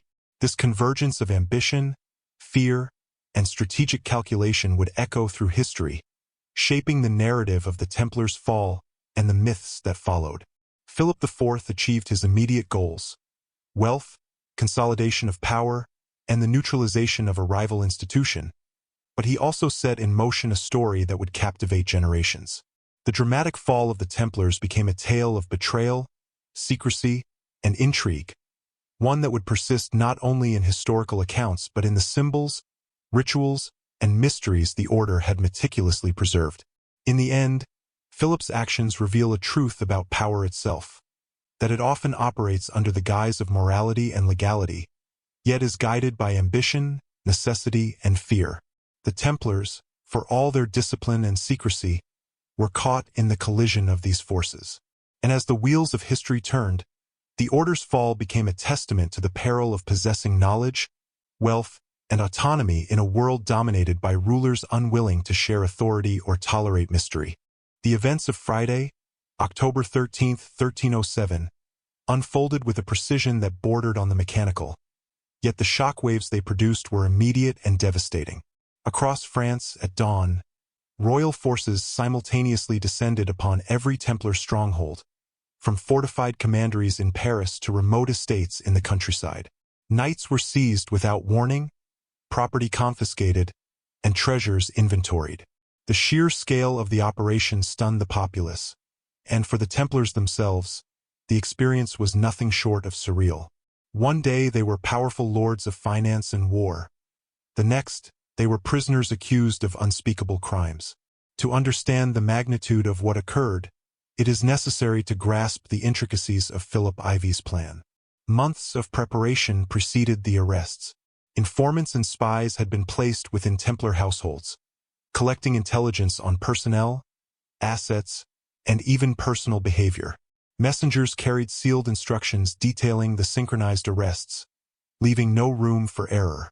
Soldiers were briefed to act swiftly, ensuring that the Templars could not mount any organized resistance. By striking in unison, Philip eliminated the possibility of escape, communication, or intervention by sympathetic allies. It was a display of calculated efficiency that reflected both his strategic acumen and his ruthlessness. The Templars themselves were unprepared for betrayal on such a scale. Many were caught in their own beds, shackled in the dark while guards ransacked their quarters. The scene was chaotic, punctuated by cries of confusion, anger, and disbelief. Chroniclers describe knights being forced from monasteries still half asleep, their mantles torn from their shoulders, faces pale with shock. In some accounts, Templars reportedly knelt in prayer even as the arrests occurred, a final gesture of devotion before their world collapsed. Once detained, the knights were transported to various prisons, often under harsh conditions designed to break their spirits. The interrogation process began almost immediately, administered by royal agents trained in both persuasion and coercion. Some Templars were questioned individually, while others were subjected to group sessions intended to sow fear, confusion, and mistrust. The overarching goal was not merely to extract confessions, but to create a narrative of guilt that could justify the confiscation of property and the disbanding of the order. The charges leveled against the Templars were both shocking and deliberately sensational. They included accusations of spitting on the cross, denying Christ, participating in obscene ceremonies, and worshipping a mysterious idol known as Baphomet. While these allegations were later revealed to be fabricated or extracted under extreme duress, they served an essential purpose: to transform a political and financial maneuver into a religiously sanctioned crusade. By framing the arrests as a moral imperative, Philip could appeal to public opinion, neutralize potential sympathy for the Templars, and consolidate his own authority. Torture played a central role in the extraction of confessions. Techniques varied from prolonged beatings and starvation to methods designed to inflict psychological terror. Under these conditions, even the most disciplined knights were forced to admit to crimes they may never have committed. Some confessed after only a few hours of interrogation, while others resisted for weeks, their endurance becoming a testament to their training and faith. Confessions, however, were often contradictory, revealing more about the pressures of coercion than any actual wrongdoing. Yet, in the eyes of the king and his agents, these confessions were sufficient to construct a narrative of guilt that would hold before courts, the church, and the public. The psychological dimension of the arrests cannot be overstated. The Templars were not merely subjected to physical duress. They faced the collapse of an entire world. The order's centuries-long accumulation of influence, knowledge, and prestige was suddenly rendered meaningless. Their allies, from noble patrons to papal supporters, were either powerless to intervene or unwilling to risk retribution. The speed and simultaneity of the arrests left the knights disoriented, vulnerable, and isolated, a state of mind that made compliance and confession more likely. The impact extended beyond the Templars themselves. Across France, the populace was both horrified and captivated. Noble families who had relied on Templar protection were alarmed. Pilgrims who had entrusted their lives and money to the order were confused and fearful. Chroniclers of the period describe a mix of astonishment, gossip, and speculation, as news of the arrests traveled from castle to town to village. The Templars' sudden downfall shattered the perception of invulnerability that had surrounded the order for generations. Even within the church, the events caused unease. While some clergy supported the king's actions, others recognized the precariousness of attacking an institution directly sanctioned by the papacy. Letters and reports from ecclesiastical figures express a mixture of concern, incredulity, and caution, revealing that the arrests were as politically complex as they were morally charged.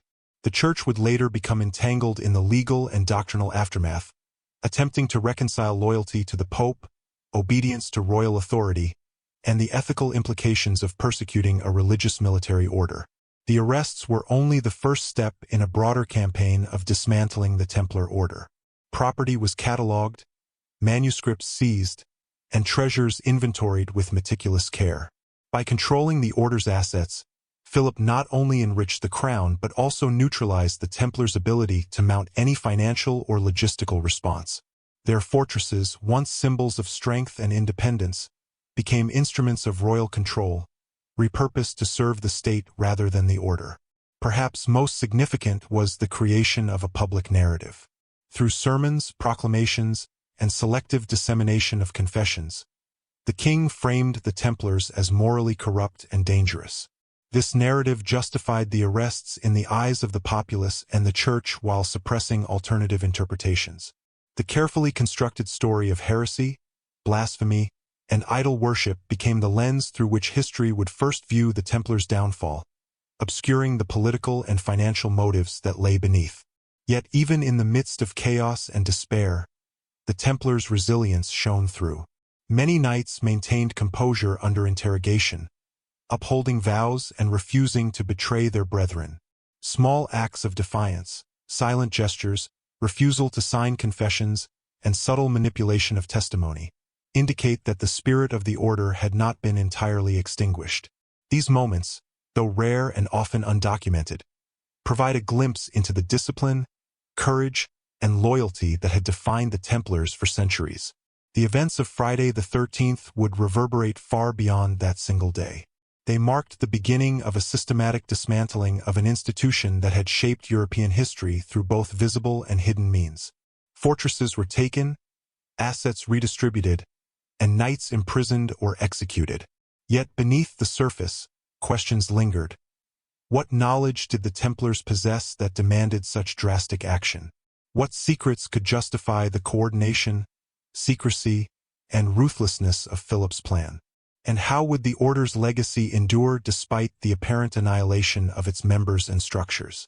Ultimately, the arrests of October 13, 1307, were more than a political maneuver.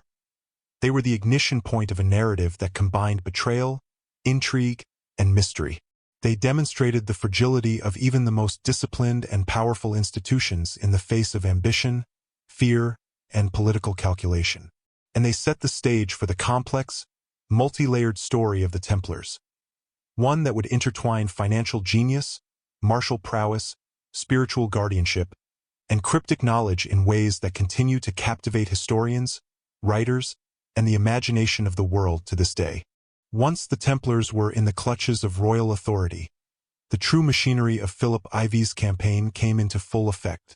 Interrogations began immediately, a calculated combination of psychological pressure and physical coercion designed to extract confessions that could be used to justify the mass arrests and seizure of wealth.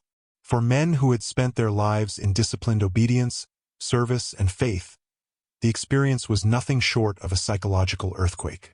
What they had dedicated themselves to, the order, their vows, and the sacred purpose they had served, was suddenly being reframed as heresy, blasphemy, and crime. Torture was both overt and insidious.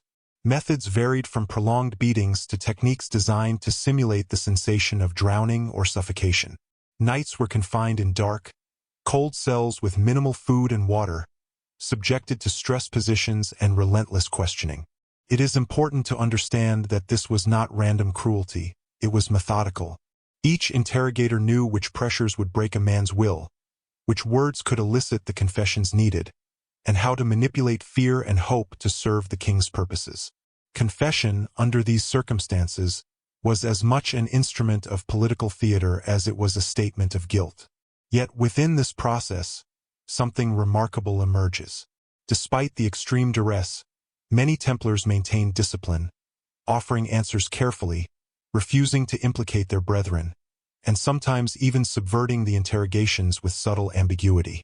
They were trained for obedience, but also for resilience, and the lessons of secrecy and loyalty instilled over decades were being tested to the extreme. Some confessions were partial, some contradictory, and others outright fabricated under pressure. But even these false admissions carried a kernel of truth. They revealed the extraordinary tension between faith, knowledge, and survival. Among the confessions, there were patterns that hint at the inner workings of the order. Recurring mentions of secret ceremonies, symbolic gestures, and hidden knowledge suggest that the interrogators had stumbled upon the Templars' inner dimension, even if they could not fully comprehend it. Knights spoke of things shown, not spoken, of rituals conducted in shadow, and of oaths that bound them to secrecy far beyond the scope of ordinary vows.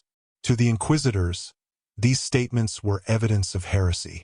To modern eyes, they may point to a sophisticated system of education and knowledge transmission designed to protect sacred or sensitive information. The psychological pressure exerted on the knights had a cumulative effect.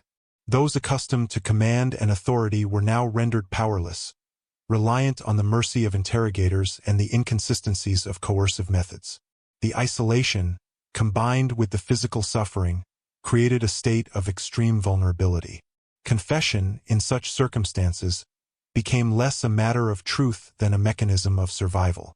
Some Templars confessed to acts they had never committed, while others claimed knowledge of events they had not witnessed, all under the compulsion of fear, pain, and the instinct for self-preservation. The contradictions within these confessions present a striking challenge for historians. At times, statements directly conflicted, suggesting that no single narrative could capture the reality of what occurred. Yet the contradictions themselves are revealing. They illustrate how coercion, fear, and secrecy interact to shape testimony. They reveal the extraordinary mental strain imposed upon the knights and underscore the difficulty of disentangling historical fact from political manipulation. There were also moral dimensions to the confessions that cannot be overlooked. The Templars were men of faith, trained to uphold vows of obedience, chastity, and piety. The interrogations forced them to confront impossible choices, betray their brethren, or endure unimaginable suffering. Some succumbed, others resisted. This dynamic created moments of both tragedy and heroism, highlighting the human stakes of the ordeal. The ethical dilemmas they faced, between survival, loyalty, and truth, echo across the centuries, providing insight into the extraordinary pressures that shaped the order's final years. The interrogation process also reveals the sophistication of Philip Ivy's campaign. It was not enough to arrest the knights. They needed to create a narrative that could withstand scrutiny. Confessions, whether coerced or spontaneous, were meticulously documented, with each admission pieced together into a legal and moral justification for the king's actions. The goal was not justice but perception, to convince the public, the church, and European rulers that the Templars were guilty of heinous crimes, and that their eradication was both necessary and righteous. Despite the systematic approach, cracks appeared in the facade. Not all knights confessed. Some resisted for weeks or months, enduring the full extent of torture without yielding. Others recanted after initial admissions, highlighting the inherent instability of coerced testimony. These moments of resistance, though less visible to contemporary audiences, were significant. They demonstrated that the order's internal discipline, secrecy, and loyalty had not been entirely broken, and they offered a glimpse of the inner world that the Templars had long guarded from outsiders. It is also important to recognize the cultural and psychological context. In medieval Europe, the concept of heresy carried immense weight, intertwining religious belief with social and political authority. The Templars' confessions, real or fabricated, were interpreted within this framework. They became not merely personal admissions but evidence of institutional deviance. The Church, reliant on testimony and precedent, accepted these confessions as justification for action, while kings and nobles seized the opportunity to claim property, settle debts, and neutralize a powerful entity that had grown beyond traditional oversight. The broader implications of these confessions are profound. They illustrate how power, fear, and knowledge intersect in ways that can reshape institutions, societies, and histories. The Templars' internal secrecy, once a source of strength, became a point of vulnerability under extreme pressure. What had been protected for centuries, rituals, symbols, and teachings, was now exposed, distorted, and used as a weapon against the very guardians who had preserved it. And yet, even amid the forced admissions, fragments of the Templars' inner purpose emerge. References to hidden knowledge, coded rituals, and symbolic acts hint at an order that had always operated on multiple levels simultaneously. They suggest that beyond the visible roles of warrior, monk, and banker, the Templars carried a deeper responsibility, the safeguarding of truths too dangerous, complex, or sacred to be disclosed freely. These fragments survive not in complete form, but in glimpses, shadows of a knowledge that the world was not yet ready to comprehend. Ultimately, the confessions extracted under torture reveal more than accusations. They expose the tension between obedience and autonomy, faith and survival, secrecy and exposure. They show how the Templars, despite centuries of discipline and dedication, became vulnerable when their inner world collided with the ambitions of kings and the machinery of political power. And they offer a haunting reminder that knowledge, when guarded in silence, can be both a source of strength and a reason for persecution. In the end, the confessions of the Templars were a mixture of truth, distortion, and human response to extreme duress. They were tools, weapons, and narratives rolled into one, crafted to serve the purposes of a king, interpreted by the Church and recorded for posterity. Yet buried within the contradictions and ambiguities is the enduring legacy of the Order. A disciplined, loyal, and secretive organization, facing the ultimate test of its vows and emerging, in spirit if not in life, as guardians of knowledge that would long outlast the institutions that sought to destroy them. In the aftermath of the arrests and confessions, one of the most striking mysteries surrounding the Templars emerged: the disappearance of vast portions of their records. Entire trial documents, financial accounts, and personal writings vanished, leaving gaps in history so profound that they continue to baffle scholars. For an order that had meticulously documented property, donations, and logistical operations, such erasure is unprecedented. What could have been so sensitive or so dangerous that it required deliberate obliteration? The Templars were a bureaucratic organization as much as they were a military and religious one. Every estate, transaction, and pilgrimage was recorded with painstaking detail. Ledgers detailed the transfer of funds across Europe, letters documented instructions to knights in distant lands, and inventories catalogued treasures, relics, and manuscripts. The Order's efficiency and attention to record-keeping were legendary. Yet, after the arrests of 1307, vast portions of this documentation were either confiscated, destroyed, or mysteriously lost. The first question is practical. Why would such records disappear? One reason lies in the nature of Philip Ivy's campaign. The king's agents sought to seize the Order's wealth and property, while simultaneously controlling the narrative of guilt. Certain documents, especially those related to financial transactions, loans to monarchs, or internal communications, would have been politically and economically inconvenient if made public. By eliminating or suppressing these records, Philip ensured that the Templars' power could not be contested and that debts could be cancelled without legal resistance. Yet the disappearance of documents was not solely the work of the king. The Templars themselves likely destroyed records to protect sensitive knowledge. Among the seized documents were references to hidden rituals, symbolic codes, and secret teachings. If these were exposed, the inner workings of the Order could fall into the wrong hands, endangering both the knights and the secrets they were sworn to guard. The meticulous erasure suggests foresight. Even under duress, the Order prioritized the protection of knowledge over the preservation of evidence for its own defense. The implications of the missing archives extend beyond finance or administration. Historians have noted that entire segments of trial records, particularly those concerning alleged heretical practices, have no surviving originals. What exists today are summaries, second-hand accounts, or later interpretations, often compiled by church officials or royal scribes with vested interests. This raises questions about reliability. How much of the surviving narrative reflects actual events, and how much has been shaped to serve political agendas? Beyond the legal and political dimensions, there is a more profound question. What secrets might have been contained within the vanished documents? References to symbolic instruction, cryptic rituals, and esoteric knowledge appear in fragments of surviving testimonies.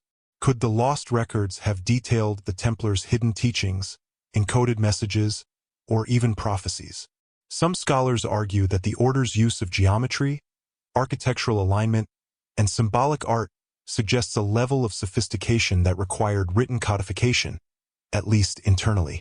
If so, the destruction of these texts represents not just a loss to the order, but to history itself, a suppression of knowledge that may never be fully recovered.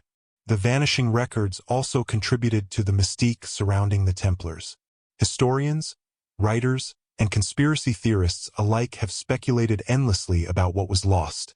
Was it evidence of hidden treasure, forbidden knowledge, or secret alliances?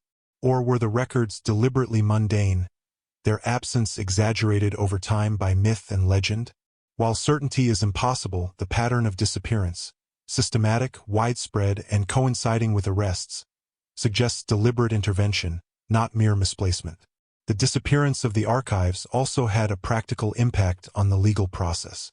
With much of the documentation gone, many Templars could neither defend themselves effectively nor prove the legitimacy of their operations. Property disputes, financial claims, and personal reputations were undermined by the absence of records. The very bureaucracy that had once ensured the order's efficiency now became a void, creating confusion, vulnerability, and ultimately, facilitating Philip IV's seizure of wealth and power. In addition, the missing documents contributed to a historical narrative dominated by accusations rather than evidence. Later chroniclers, relying on partial transcripts or biased reports, portrayed the Templars as heretical, secretive, and morally corrupt. Without the original records, there was little opportunity to challenge these accounts, and the mythos of the Templars as a mysterious, almost otherworldly order was solidified.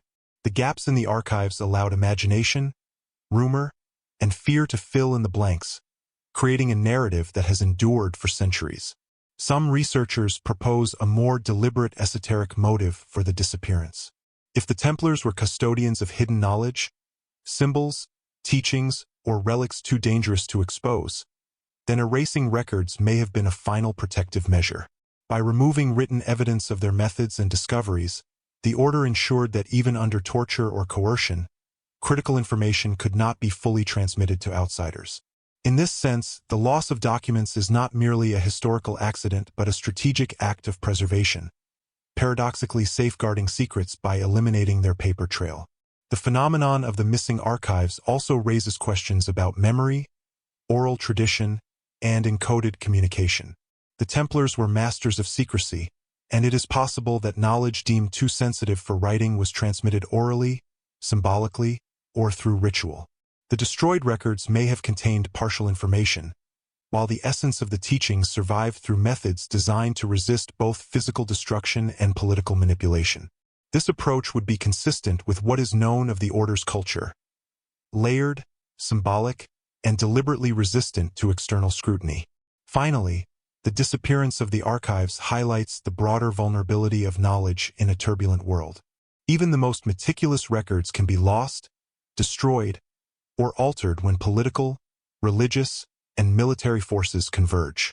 The Templars, despite centuries of discipline and foresight, were subject to the same forces, demonstrating that the preservation of history and secrets requires not only care and strategy, but also resilience against the ambitions and fears of powerful adversaries.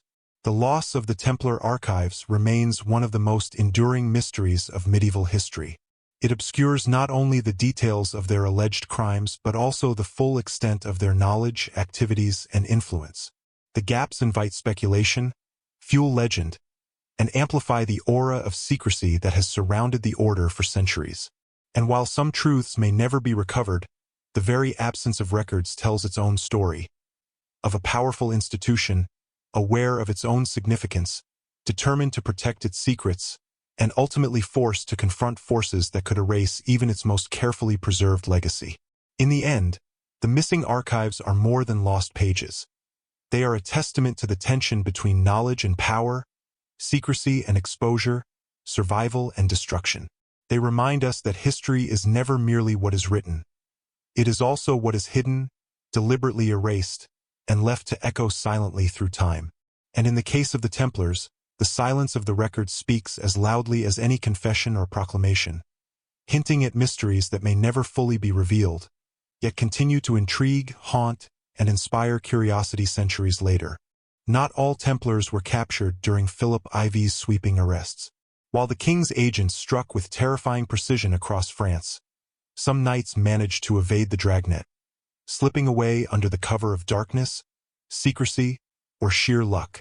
These survivors became shadows of the once mighty order, wandering the European landscape like phantoms, carrying with them knowledge, relics, and the burdens of survival. Their escape was more than a matter of personal safety. It was the preservation of the order's continuity, the safeguarding of secrets that Philip sought to extinguish. The flight of these knights was perilous. France, while their home base, was now a hostile land. Soldiers patrolled roads and bridges, informants lingered in towns, and local authorities had been ordered to detain any known Templars. The knights had to move quietly, sometimes disguising themselves as merchants, monks, or pilgrims. They traveled at night, relying on sympathetic contacts and secret networks established over decades. Every journey carried the risk of betrayal, arrest, or death. Yet the determination to survive was profound. For the Templars, the preservation of knowledge, oaths, and sacred purpose outweighed personal comfort, and in many cases, life itself. Some of the survivors sought refuge in distant fortresses, far from the prying eyes of the French crown. Portugal, Scotland, and even the remote regions of Spain offered sanctuary. In these places, the Templars could maintain the structure and discipline of their order, albeit in a shadow form. They continued to train, pray, and guard their knowledge, ensuring that the legacy of the Templars did not vanish entirely. Some historians suggest that these displaced knights were responsible for embedding Templar symbols and architecture in unexpected locations, carrying the essence of the order into new lands. The escape of Templars also demonstrates the resilience and resourcefulness of the order. These were men trained not only in combat but in strategy, intelligence, and logistics. Their survival was not accidental. It was a reflection of the skills honed over decades of guarding pilgrims, managing vast estates, and navigating complex political landscapes. Even in flight, the Templars operated with caution, secrecy, and discipline. They knew that the very knowledge they carried made them targets, and they took measures to ensure that their presence remained hidden from those who might exploit or destroy them. The question of what the surviving knights carried with them is both tantalizing and troubling. Beyond personal effects and weapons, they likely safeguarded documents, relics, and coded symbols, elements of the order's inner knowledge that had been deemed too sensitive to leave in France. Some of these items may have been transported in secret compartments within buildings, hidden in private estates, or entrusted to loyal allies. The continuity of Templar knowledge depended on the survival of these elements, making the flight of individual knights a matter of existential importance for the order's intellectual and spiritual mission. There is also evidence to suggest that the Templars who escaped began to influence other movements and institutions, subtly integrating into networks that could carry forward their traditions. Certain architectural features, symbols, and manuscripts appearing in regions like Scotland and Portugal hint at the continuing presence of Templar influence, even after the order was officially disbanded. These dispersed knights, while no longer operating as a unified force, became custodians of a hidden legacy, maintaining rituals, teachings, and symbols in secrecy.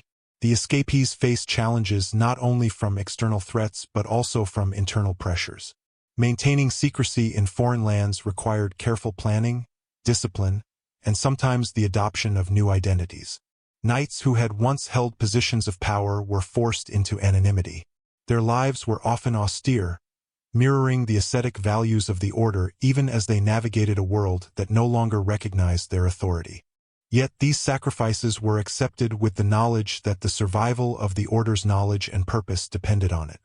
This period of flight and dispersion is critical in understanding the longevity of Templar influence.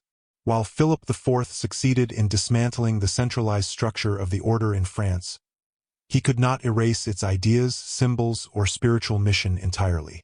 The surviving knights carried the essence of the order beyond national boundaries, ensuring that the Templars' teachings, codes, and perhaps even prophecies continued to circulate in forms invisible to the uninitiated. In this sense, the collapse of the order was less an annihilation than a transformation, a shift from centralized authority to dispersed custodianship. The psychological impact on the surviving knights cannot be underestimated. They witnessed the systematic destruction of their comrades, the confiscation of property, and the distortion of their legacy. Yet they also bore the weight of responsibility to protect secrets, preserve knowledge, and maintain the discipline and spiritual focus that had defined the order for centuries. Their lives became acts of quiet resistance, ensuring that the essence of the Templars endured even in the face of overwhelming adversity. The escape of the Templars also complicates the historical narrative of the order's downfall. While popular accounts often depict the Templars as uniformly destroyed, the reality is far more nuanced. The order survived in fragmented form, its knowledge preserved by those who understood its significance. This hidden continuity provides a lens through which to reinterpret the legacy of the Templars, not merely as victims of political persecution, but as a resilient and adaptive institution, capable of preserving its core purpose even when stripped of public recognition. Moreover, the dispersal of Templar Knights may have contributed to the myths and legends that surround the order today. Tales of secret networks, hidden treasures, and esoteric knowledge could have originated from the activities of these survivors, who operated in secret while maintaining the traditions and teachings of the order. Their influence, though invisible, helped embed the Templars into the cultural and spiritual imagination of Europe, long after the order ceased to exist as an official institution. In essence, the Templars who escaped did more than survive. They ensured that the order's mission, knowledge, and symbols continued to exist in a form resistant to eradication. Their flight demonstrates a remarkable combination of strategic foresight, discipline, and devotion. They understood that the order's legacy was not defined solely by castles, wealth, or military victories, but by the preservation of knowledge, ritual, and purpose that could withstand the forces arrayed against them. The story of these survivors is a story of resilience in the face of annihilation. It highlights the paradox of the Templars, a group persecuted, hunted, and declared extinct, yet capable of maintaining its identity and influence across time and space. Their survival underscores the complexity of the order and challenges simplistic narratives of defeat. For every knight captured or executed, there were those who slipped through the net, carrying forward a legacy that would inspire fascination, speculation, and study for centuries to come. The Templars who escaped represent the living continuity of an order thought lost to history. They were custodians of secrets, guardians of knowledge, and keepers of rituals that remained hidden from kings, popes, and the public. Their journeys, sacrifices, and strategic ingenuity ensured that the Templar legacy endured beyond the immediate political machinations that sought to destroy it. And in this hidden survival lies one of the most compelling aspects of the Order's story. That even in the face of overwhelming force, the spirit of the Templars, their purpose, knowledge, and discipline, remained unbroken, waiting for the centuries in which it would be rediscovered, interpreted, and remembered. Amid the ruins of history, one of the most enduring mysteries of the Templars lies in a symbol that few recognized at first glance, yet would come to embody the Order's secrecy, purpose, and prophetic undertones. This symbol, the sigil that would later be called the Last Sigil, appears sporadically across manuscripts, carvings, and architectural details, often dismissed as mere decoration or coincidental geometry. But for those trained to observe, its recurrence is unmistakable, a thread of continuity linking Templar sites across Europe and the Holy Land. At first, the sigil seems deceptively simple. Fragments appear in marginal illustrations, in the carvings on doorframes, and in the etchings of fortified halls. Alone, each instance appears incomplete, a motif without meaning. Yet when collected, studied, and compared, a pattern emerges. Lines intersect with precision. Curves echo in distant locations. Overlapping symbols suggest intentional encoding. The Templars, it seems, had created a language that was not meant to be read in ordinary terms, but interpreted through layers of observation, context, and insight. The origins of the sigil are shrouded in mystery. It may have begun as a form of sacred geometry, influenced by knowledge the knights encountered during the Crusades. Islamic scholars, Jewish mystics, and Eastern philosophers had preserved traditions of numerology, astronomy, and symbolism that were largely unknown to Western Europe. The Templars, exposed to these currents of thought, may have synthesized them into a unique system, a symbolic lexicon that conveyed knowledge too dangerous, sacred, or complex for plain text. The sigil's recurring elements are intriguing. Geometric shapes are intertwined with subtle references to duality. Circles within squares, triangles overlapping arcs, and intersecting lines that suggest both connection and separation. Some interpret these forms as allegories of the Templar mission, the blending of material and spiritual, the unity of warrior and monk, the visible and the hidden. Others suggest a more practical function, that the shapes encode instructions, locations, or even timelines, designed to guide initiates long after the original creators had departed. The sigil's presence in manuscripts adds another layer of mystery. Marginal notes, doodles, and sketches, often overlooked by contemporary scholars, contain fragments of the symbol that, when reconstructed, form a coherent and complex design. It is as if the Templars intentionally dispersed the pieces, ensuring that only those trained to recognize the connections could reconstruct the whole. In this way, the symbol itself became a test of discernment and loyalty, a means of filtering who could access the deeper truths embedded within the order. Its alignment with architecture is equally striking. At Templar commanderies, the sigil's geometry often mirrors the layout of buildings, the placement of columns, and the orientation of chapels. Some patterns correspond with celestial events, such as solstices or equinoxes, suggesting an understanding of astronomy that guided the design of sacred spaces. These alignments imply that the Templars were not merely encoding information. They were creating a living network, a system that integrated knowledge, ritual, and the physical world into a single, cohesive structure. The symbolic function of the sigil also hints at its protective purpose. By embedding knowledge in a code that could not be easily interpreted, the Templars safeguarded their secrets from intruders, rival orders, and even inquisitors. The symbol was both map and key, a guide for initiates and a barrier for the uninitiated. In a world where discovery could mean persecution or death, such encryption was essential. The Templars had learned, perhaps through centuries of conflict and exposure, that knowledge itself could be a weapon, and that its guardianship required both secrecy and ingenuity.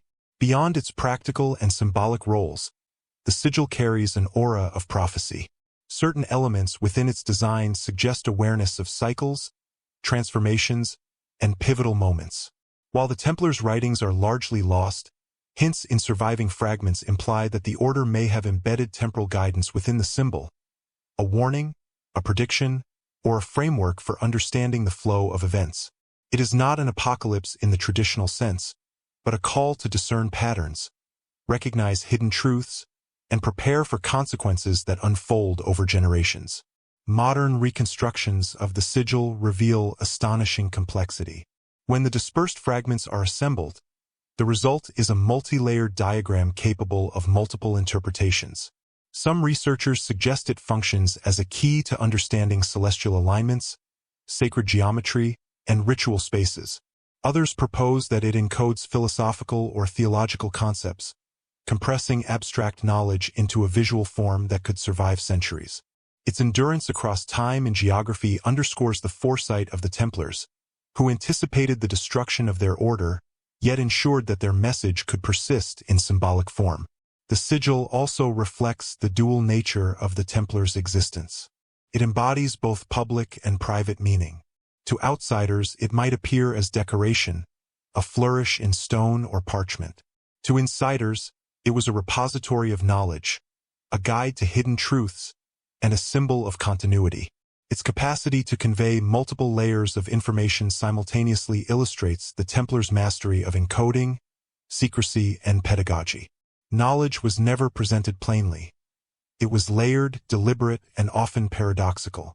The repeated use of the sigil across Europe suggests a deliberate effort to create a network of symbolic markers.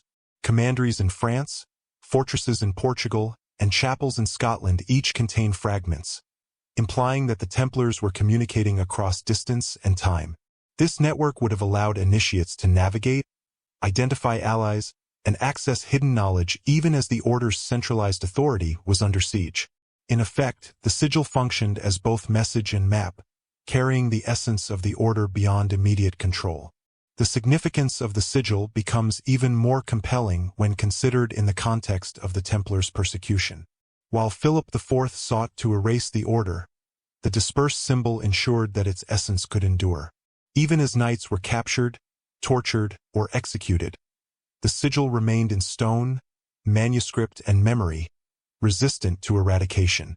It was a safeguard against annihilation, a means of preserving identity, purpose, and knowledge in a world that had turned against them.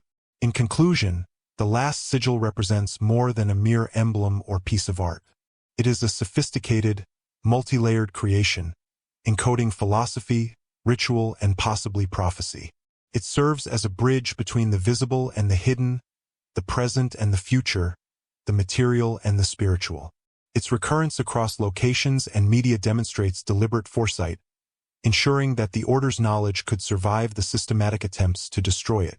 For modern observers, the sigil is both tantalizing and elusive, a fragment of a broader system of understanding that challenges conventional interpretations of the Templars, offering a glimpse into the depth, intelligence, and enduring mystery of one of history's most enigmatic orders.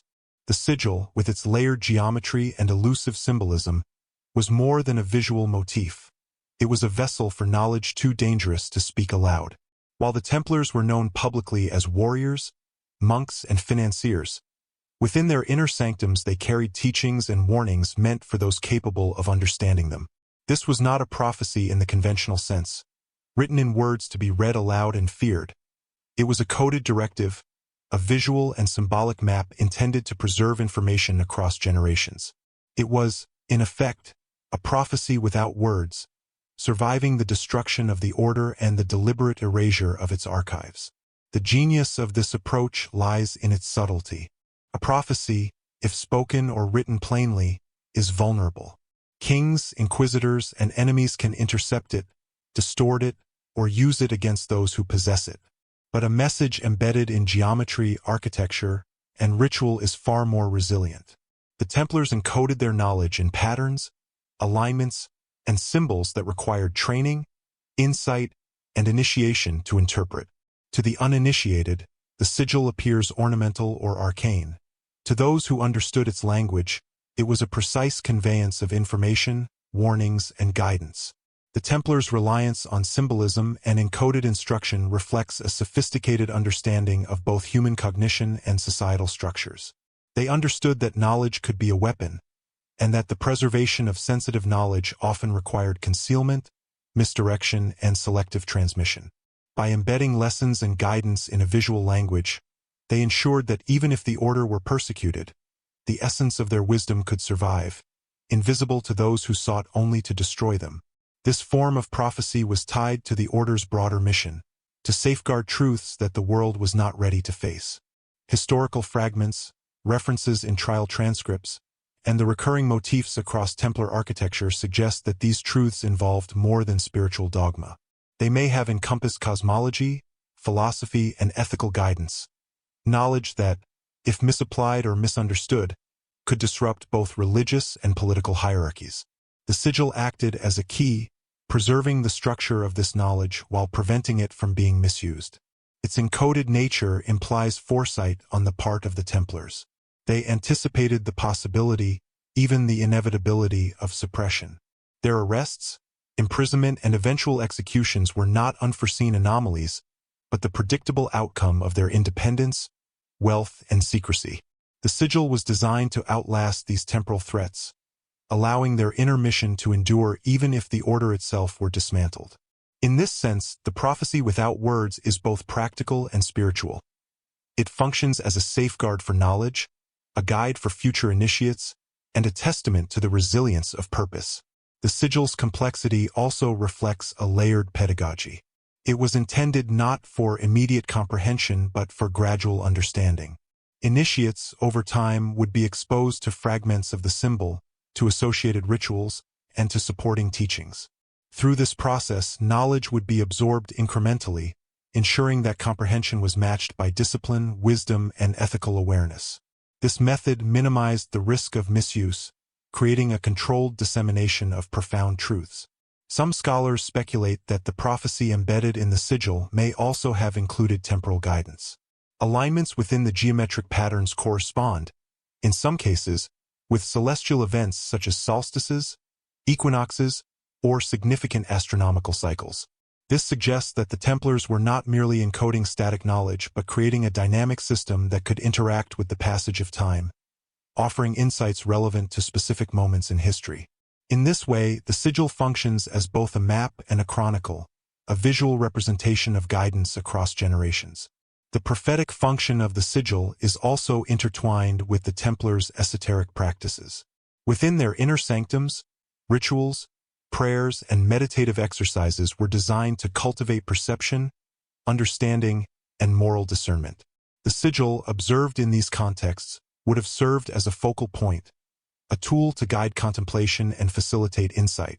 Its geometry, proportions, and placement were not accidental. They were crafted to resonate with both the intellect and the spirit, linking observation with comprehension in a way that reinforced the teachings it encoded. The implications of this prophecy are profound. Unlike traditional predictions, it does not rely on linear language or chronological narrative. It operates as a multidimensional system, accessible only to those prepared to perceive its logic, symbolism, and intent.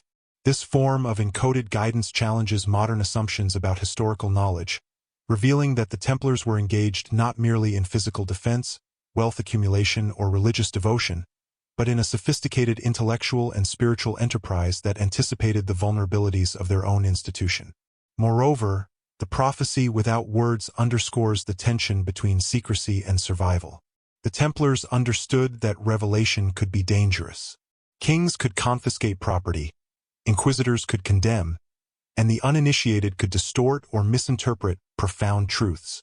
By encoding their knowledge symbolically, they protected it from misuse while ensuring continuity.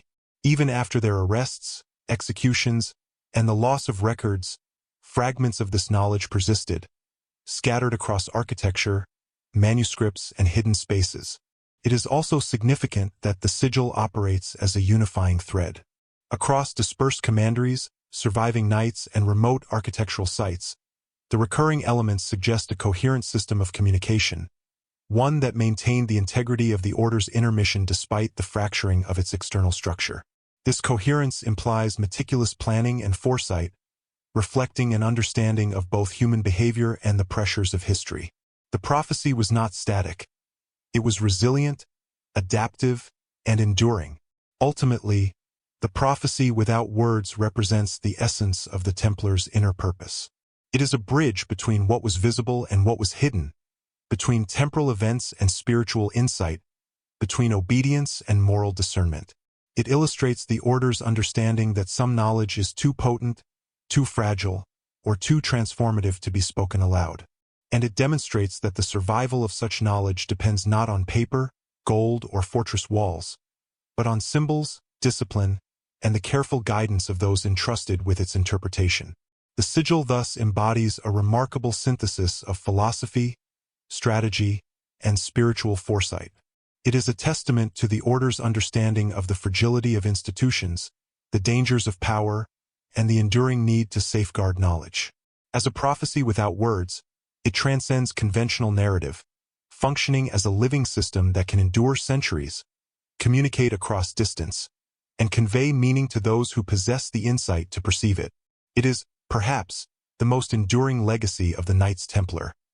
A hidden charge, preserved in silence, geometry, and ritual, waiting to be recognized and understood by generations capable of unlocking its truths. The charge of heresy leveled against the Templars has fascinated and perplexed historians for centuries, in part because it seems so inconsistent with what is known of the order's disciplined and devout structure. Among the most infamous accusations was the worship of an entity referred to as Baphomet.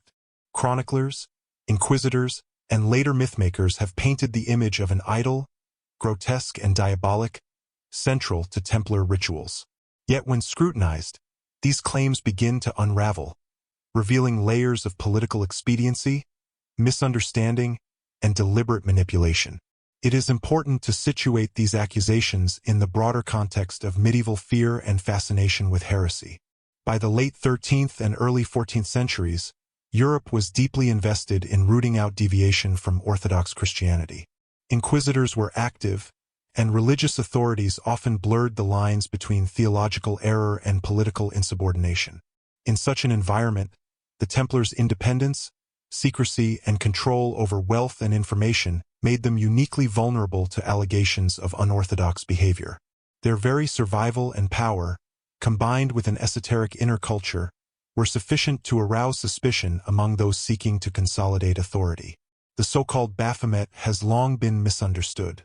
Some scholars suggest that the term itself is a corruption of Muhammad or Mohammed, reflecting a European attempt to demonize Islamic influences or contacts the Templars may have had during the Crusades. Others propose that Baphomet was a symbolic representation of knowledge, duality, or the unseen forces the Templars were sworn to guard.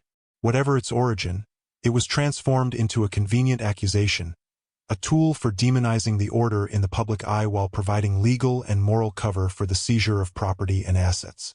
Trial records indicate that confessions regarding Baphomet were inconsistent and often extracted under extreme duress.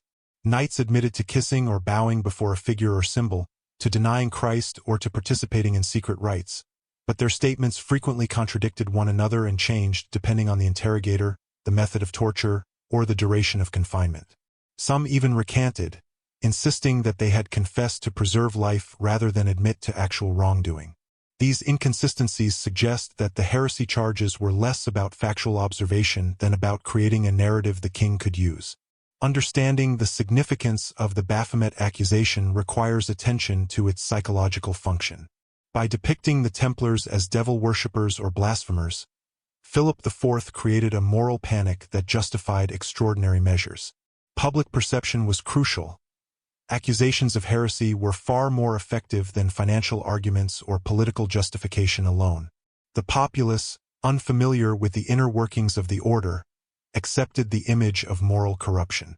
In this way, Baphomet became both a symbol and a weapon, a signifier of spiritual danger and a pretext for legal and political action. Yet beneath the accusation, there lies a paradox. The Templars were among the most disciplined and pious men of their time, adhering to strict codes of behavior, prayer, and moral responsibility. The rituals and symbolic systems embedded in their architecture, manuscripts, and daily practice indicate a profound engagement with spiritual and esoteric knowledge. To interpret these internal practices as heresy is to misunderstand the order's methods. They were not seeking to subvert Christianity, but to protect, encode, and transmit knowledge that could not be revealed openly. Some historians argue that the Baphomet charge, while false in its literal sense, may have inadvertently revealed a truth about the Templars' secret practices. Initiates were instructed in rituals, symbolism, and codes that emphasize duality, the unseen, and hidden knowledge. These teachings, designed to cultivate insight, loyalty, and discernment, could appear alien or threatening to outsiders. To inquisitors unfamiliar with the methods of esoteric transmission, such practices may have seemed blasphemous or idolatrous. In this sense, the accusation is both misleading and illuminating. It obscures the truth while hinting at the existence of something deeply guarded and extraordinary. The Templars' defense, or lack thereof, further complicates the story. Bound by oaths of silence and obedience, knights were constrained in how they could respond. Publicly, they could not reveal the nature of their teachings, symbols, or knowledge without violating vows that had structured their lives for decades. In private, many attempted to clarify, recant, or nuance their confessions, but the mechanisms of torture and coercion made these efforts largely ineffective. Their silence was both a moral and strategic choice, one that underscored the tension between survival and fidelity to the Order's mission. Moreover, the heresy charge had broader political ramifications.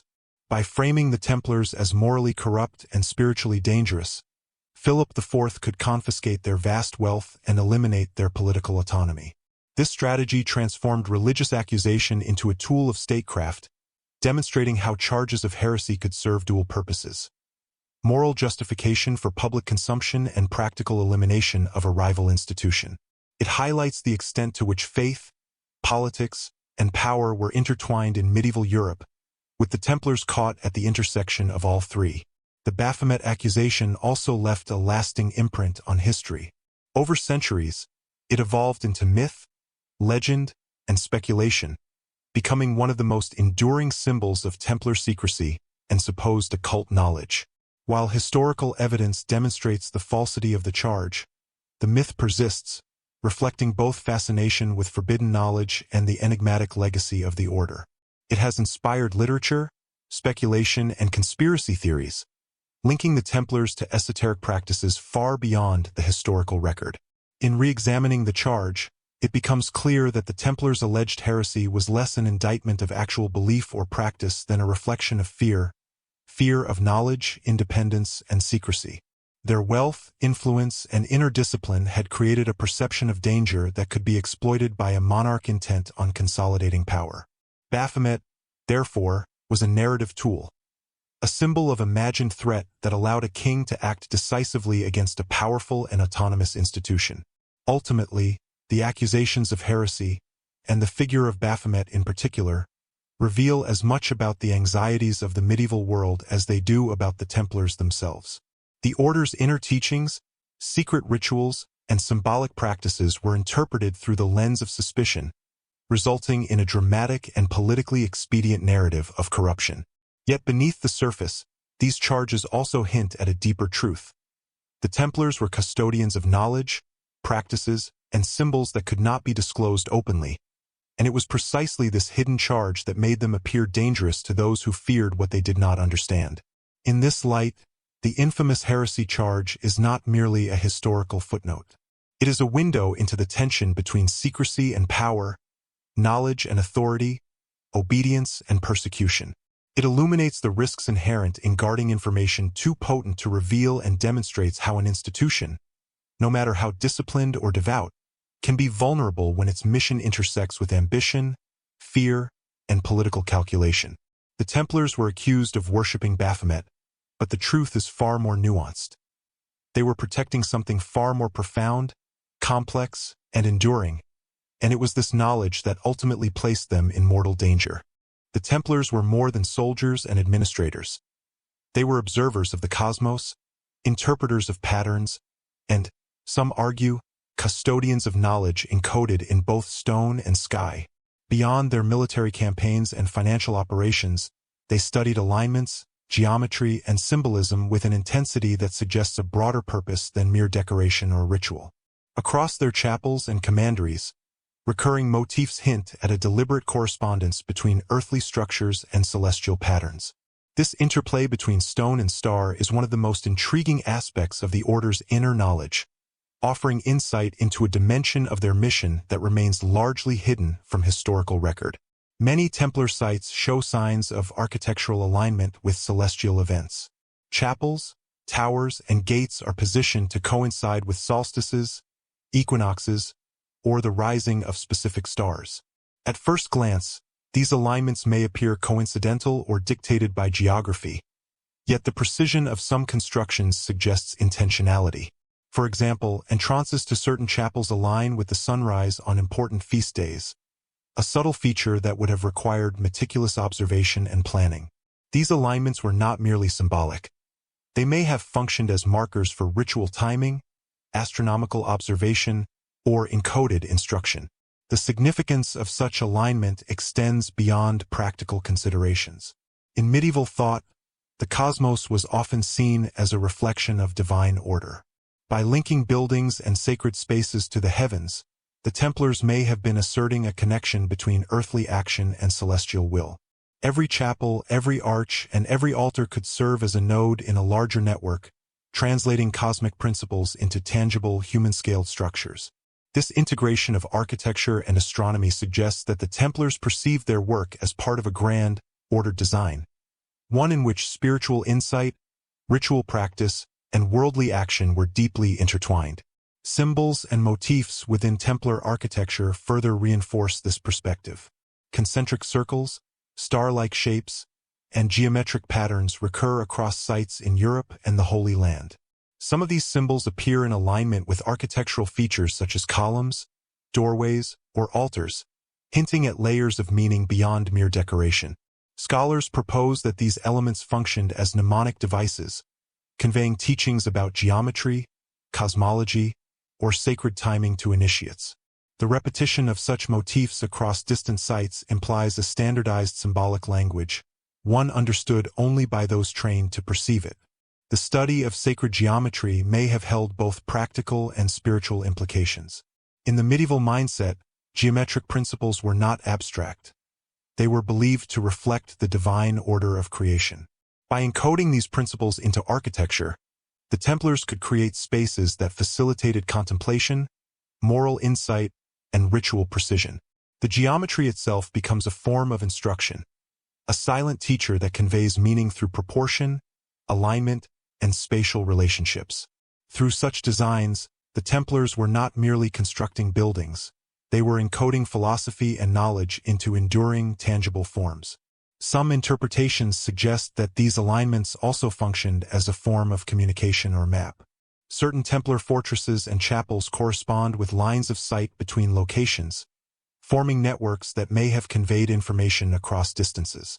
Observing the movement of stars, the position of the sun, or the angles of celestial bodies could serve as timing mechanisms, orientation guides, or symbolic markers.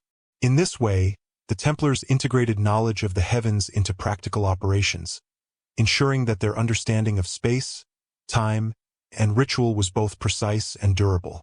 This integration of celestial patterns into their work also hints at the order's broader intellectual pursuits. During the Crusades, Templars were exposed to knowledge preserved in the Islamic world, including astronomy, mathematics, and philosophy. They likely encountered instruments, calculations, and theories that were advanced for the period. By incorporating these insights into their architecture, rituals, and symbolic systems, the Templars synthesized diverse streams of knowledge into a coherent, hidden framework. This synthesis reflects both their intellectual curiosity and their commitment to preserving wisdom across generations. The cosmic dimension of Templar practice also intersects with the idea of prophecy and foresight. Alignments with celestial events may have been designed to mark significant temporal milestones, providing a visual and spatial calendar for future generations. Just as the sigil functioned as a coded prophecy, the architecture itself may have encoded guidance for interpreting cycles, timing rituals, or understanding events. The convergence of geometry, alignment, and symbolism suggests that the Templars approached knowledge as a multidimensional system, integrating physical, intellectual, and spiritual dimensions into a coherent whole. Moreover, the combination of stone and star underscores the dual nature of the Templars' mission. They were protectors of tangible assets, pilgrims, estates, and fortresses, but also guardians of intangible knowledge, spanning philosophy, ritual, and observation. Their constructions were simultaneously practical, symbolic, and didactic, reflecting an understanding that human comprehension is enriched when guided by layered, integrated systems. In this sense, the Templars' architectural and symbolic legacy can be seen as a form of encoded teaching, accessible only to those who were trained to interpret it. The cosmic echoes within Templar sites also reinforce the notion of continuity. Even after the order's dissolution, the patterns, symbols, and alignments persisted, offering a silent record of knowledge to those who might discern it. This resilience ensured that the order's influence could extend beyond the immediate political and military suppression of the early 14th century. The Templars' integration of celestial awareness into architecture and symbolism became a hidden network of information, a form of transmission capable of surviving persecution, dispersion, and the passage of time.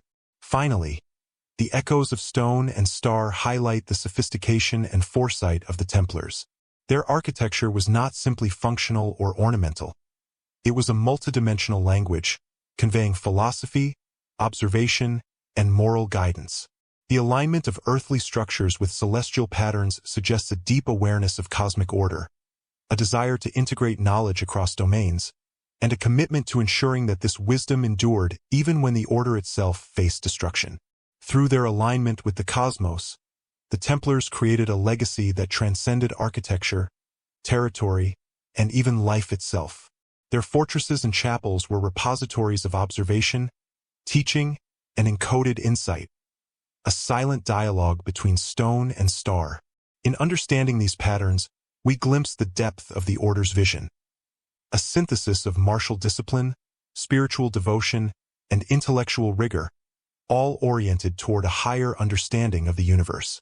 The Templars' work with stone and star is thus both a testament to their ingenuity and a key to deciphering the hidden dimensions of their purpose, knowledge, and enduring legacy.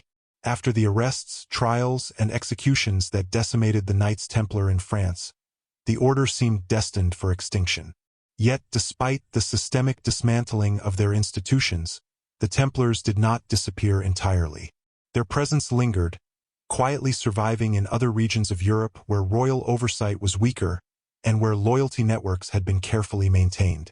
This period, often referred to as the long sleep of the order, is one of the most fascinating chapters in Templar history, illustrating how an institution can endure even when stripped of its formal power, wealth, and central authority. The long sleep was not a retreat into obscurity born of fear alone. It was a calculated survival strategy. Knights who escaped the purges, through flight, concealment, or exile, understood that the order's continuity depended not on immediate visibility, but on discretion, resilience, and careful preservation of knowledge. Castles, fortresses, and chapels that had not yet been seized became havens where rituals continued, documents were hidden, and symbols encoded knowledge in ways invisible to the authorities. These locations were carefully selected for their defensibility, isolation, or symbolic resonance, ensuring that the order's essence could survive even if its public persona was destroyed.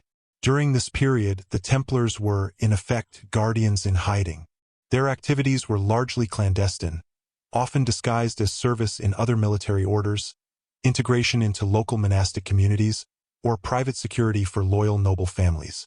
They maintained their vows, discipline, and rituals, but operated under the radar, aware that exposure could once again invite arrest, torture, or death. Survival required ingenuity. False identities, secret passageways, and coded communication networks allowed members to remain connected while avoiding detection. The preservation of knowledge became central to the order's mission during this time. Manuscripts, maps, architectural plans, and symbolic codes were carefully concealed. Some were embedded in buildings, carved into stone, or hidden in manuscripts, ensuring that even if knights were captured, the essence of their teachings could endure.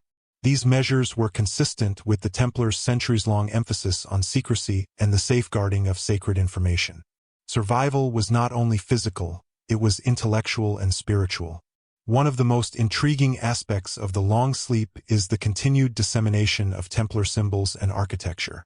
Even in regions where the order had ostensibly disappeared, their influence remained.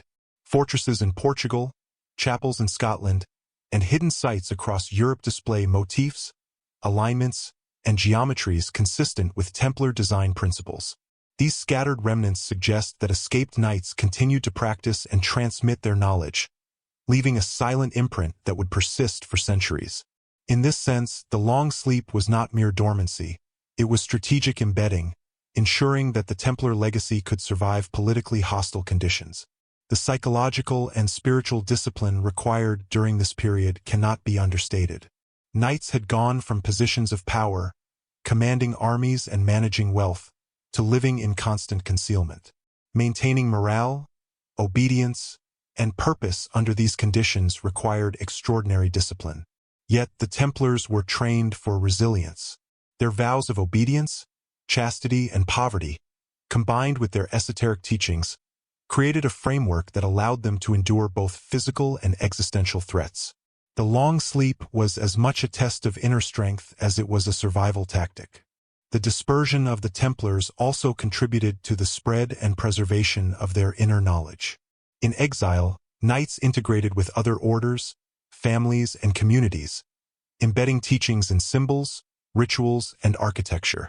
This distribution ensured that even if central authority was destroyed, the order's intellectual and spiritual legacy could propagate through subtle networks. Some historians suggest that this period accounts for the Templars' influence on later esoteric traditions, secret societies, and architectural innovations across Europe. While direct evidence is scarce, the recurrence of Templar symbols in disparate locations supports the notion of deliberate, long-term preservation. The long sleep also illustrates the strategic foresight of the order. Unlike many organizations that crumble under pressure, the Templars had anticipated the potential for political suppression. Their secretive practices, encoded symbols, and carefully structured hierarchies allowed them to withstand decapitation strikes against their leadership. Knowledge was compartmentalized. Inner teachings were accessible only to those who had proven loyalty and understanding.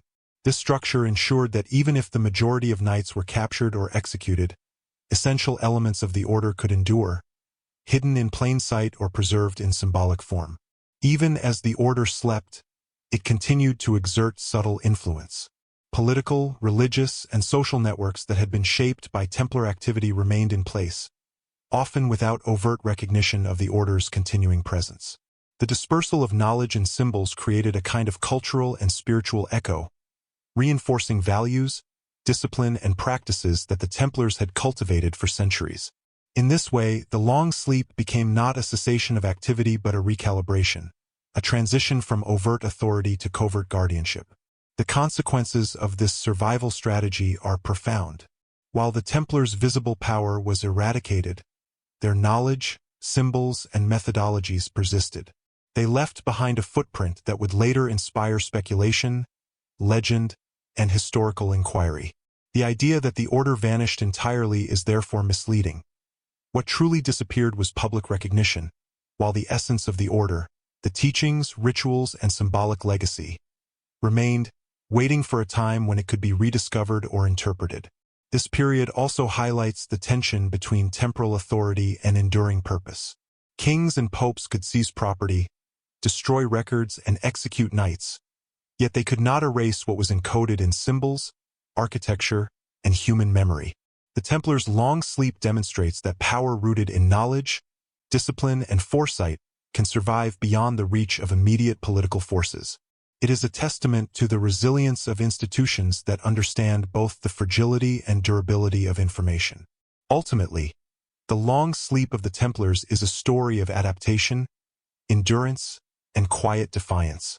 It shows how an institution, facing near-total destruction, can preserve its identity, purpose, and knowledge through careful strategy and disciplined practice. The order's disappearance from the public eye did not signify failure. It represented a shift in methodology, from overt dominance to hidden guardianship. In doing so, the Templars ensured that their legacy would persist across centuries, embedded in symbols, architecture, and the collective memory of Europe. The long sleep, therefore, is a critical chapter in understanding the Templars. It illustrates the depth of their foresight, the resilience of their discipline, and the enduring power of knowledge safeguarded with intention. While kings, inquisitors, and historians might have believed the order was destroyed, the reality was far more nuanced. The Templars had learned that survival is not merely physical. It is intellectual, spiritual, and symbolic. And it is in this hidden endurance that the true genius of the order is revealed. An institution capable of outlasting persecution, dispersal, and centuries of misunderstanding, leaving traces of its presence and knowledge that continue to intrigue and inspire to this day. Even as the Templars survived in dispersed forms during the long sleep, Their influence subtly reshaped the spiritual, political, and architectural landscapes of Europe. Though stripped of central authority, wealth, and visibility, the Order's surviving knights maintained a network of knowledge and practice that left enduring imprints across generations. These imprints were not overt. They were encoded in symbols, architecture, and rituals, detectable only by those with the insight to perceive them. In essence, the Templars had transformed from a visible institution of power into a hidden network of custodianship, ensuring the continuity of their purpose beyond the reach of kings and inquisitors. The architectural legacy of the Templars during this period is particularly striking. Castles, chapels, and fortified estates often incorporate motifs and geometric patterns consistent with Templar design principles, even in regions where the Order was officially suppressed. Concentric circles, intersecting arcs, star-like designs, and other symbolic carvings recur across sites in Portugal, Spain, and Scotland, suggesting a deliberate effort to maintain continuity. These structures were not only functional but encoded. Their geometry, orientation, and proportionality often aligned with celestial events, reflecting the Templars' belief in the harmony between earthly construction and cosmic order. Such architecture became a silent language, communicating principles of discipline, morality, and knowledge to initiates across time and space. Symbols, too, played a critical role in preserving the Templar legacy. The Last Sigil, along with other recurring motifs, was embedded in stone, wood, and manuscript, creating a network of encoded knowledge. These symbols functioned as memory devices, ritual markers, and guides for interpretation, ensuring that even in exile or secrecy, the Order's teachings could be transmitted. The careful repetition of patterns across distant sites suggests intentionality. The Templars were not merely preserving symbols for artistic or decorative purposes, but constructing a hidden framework capable of conveying complex information across generations. The intellectual and spiritual survival of the Order relied heavily on discipline and ritual. Even without public authority, Templars maintained strict adherence to their vows of poverty, chastity, and obedience. Daily prayers, meditative practices, and ceremonial observances continued to reinforce the inner cohesion of the Order, ensuring that the surviving knights remained mentally and spiritually prepared. These rituals, while private, served as conduits for transmitting knowledge and values, allowing the essence of the Order to endure despite political persecution. The dispersed Templars also influenced local societies in subtle ways. By integrating into existing religious and military networks, they were able to preserve elements of the Order's methodology, philosophy, and administrative skill. Some took roles in other knightly orders, monastic communities, or advisory positions, embedding Templar principles within new institutions. Through these channels, they contributed to the shaping of governance, architecture, and esoteric practice, leaving traces of their intellectual and spiritual framework in areas far removed from France, where the Order had been annihilated. Moreover, the Templars' survival strategy relied on discretion and selective transmission. Knowledge was carefully compartmentalized, with only trusted initiates exposed to advanced teachings. This ensured that secrets were preserved without risking exposure to hostile authorities. The Order's inner teachings about sacred geometry, symbolic interpretation, and perhaps even prophetic insight continued to be transmitted, but only in ways that reinforced discipline, loyalty, and moral responsibility. Such controlled dissemination was crucial for preserving the integrity of the Order's knowledge while safeguarding its custodians from persecution. The concept of prophecy, embedded in symbols like the Last Sigil, gained additional significance during the Long Sleep. While overt political power had been stripped from the Order, the encoding of guidance, foresight, and caution ensured that future generations could interpret patterns in history, timing, and celestial alignment.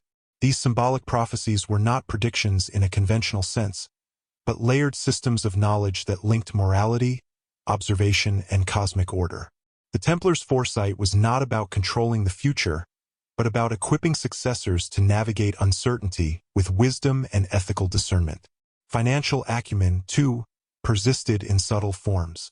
Even in exile, surviving knights had knowledge of banking, property management, and logistics. While they could no longer operate openly as a multinational financial institution, Their expertise influenced local economies, trade, and governance. Through trusted intermediaries or integration into other networks, Templars ensured that their methods of efficiency, trust, and management continued to shape European systems, albeit invisibly.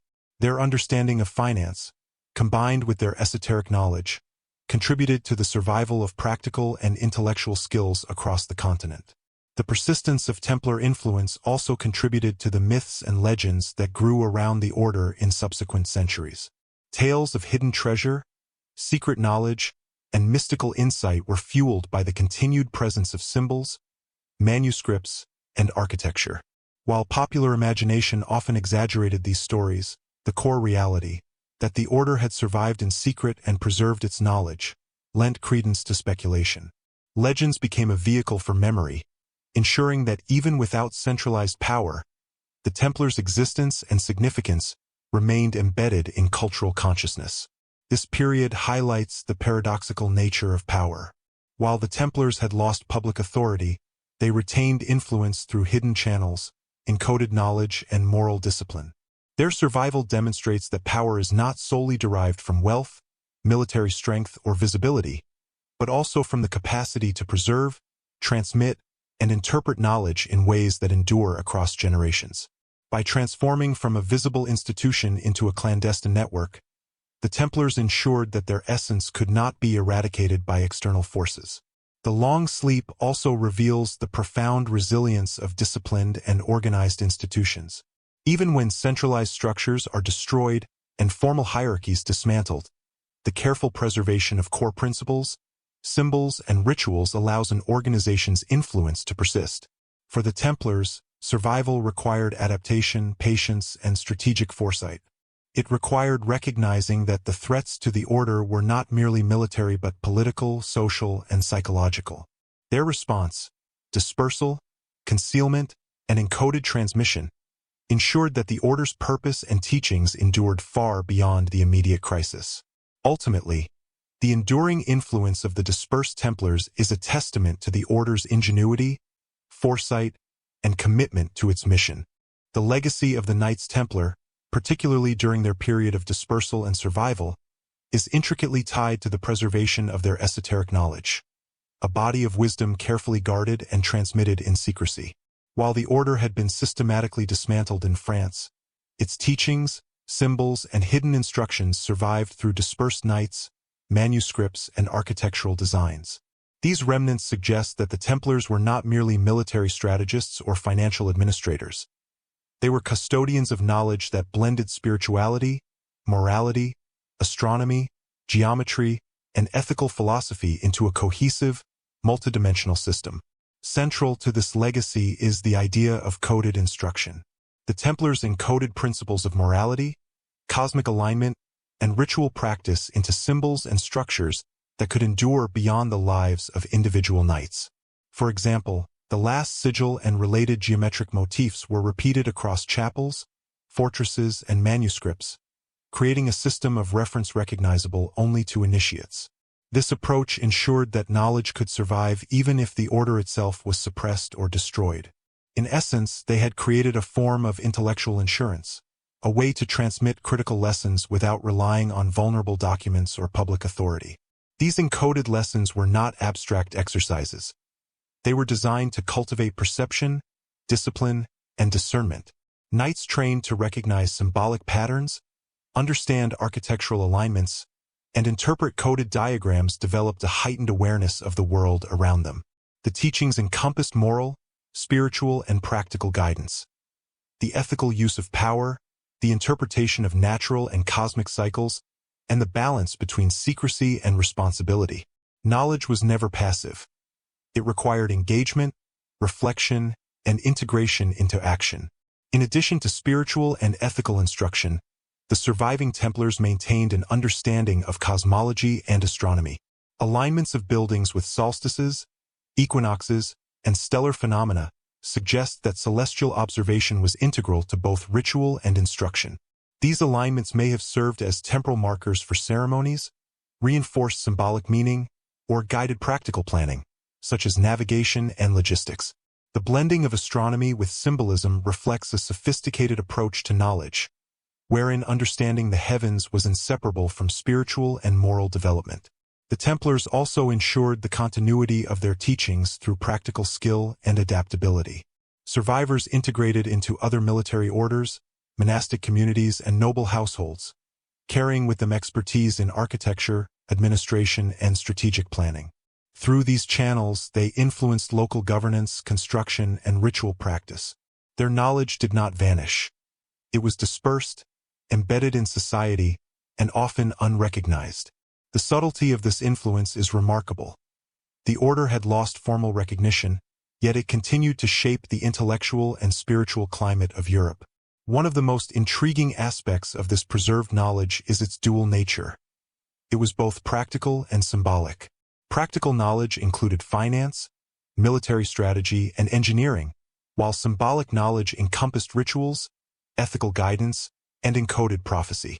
By combining these elements, the Templars created a multidimensional system capable of guiding both action and understanding. The integration of these domains is evident in their architecture. Chapels, fortresses, and manuscripts were simultaneously functional, didactic, and symbolic, serving as conduits for knowledge across generations. The concept of prophecy, encoded rather than spoken, played a significant role in the Templars' survival strategy. Coded symbols and alignments carried forward guidance intended for future initiates, ensuring that the order's wisdom could be accessed even centuries after its public dissolution. Unlike conventional predictions, these prophecies were interpretive, requiring insight, observation, and ethical discernment. They were less about forecasting specific events than about cultivating preparedness, awareness, and moral responsibility among those entrusted with their interpretation. This continuity was reinforced by ritual practice.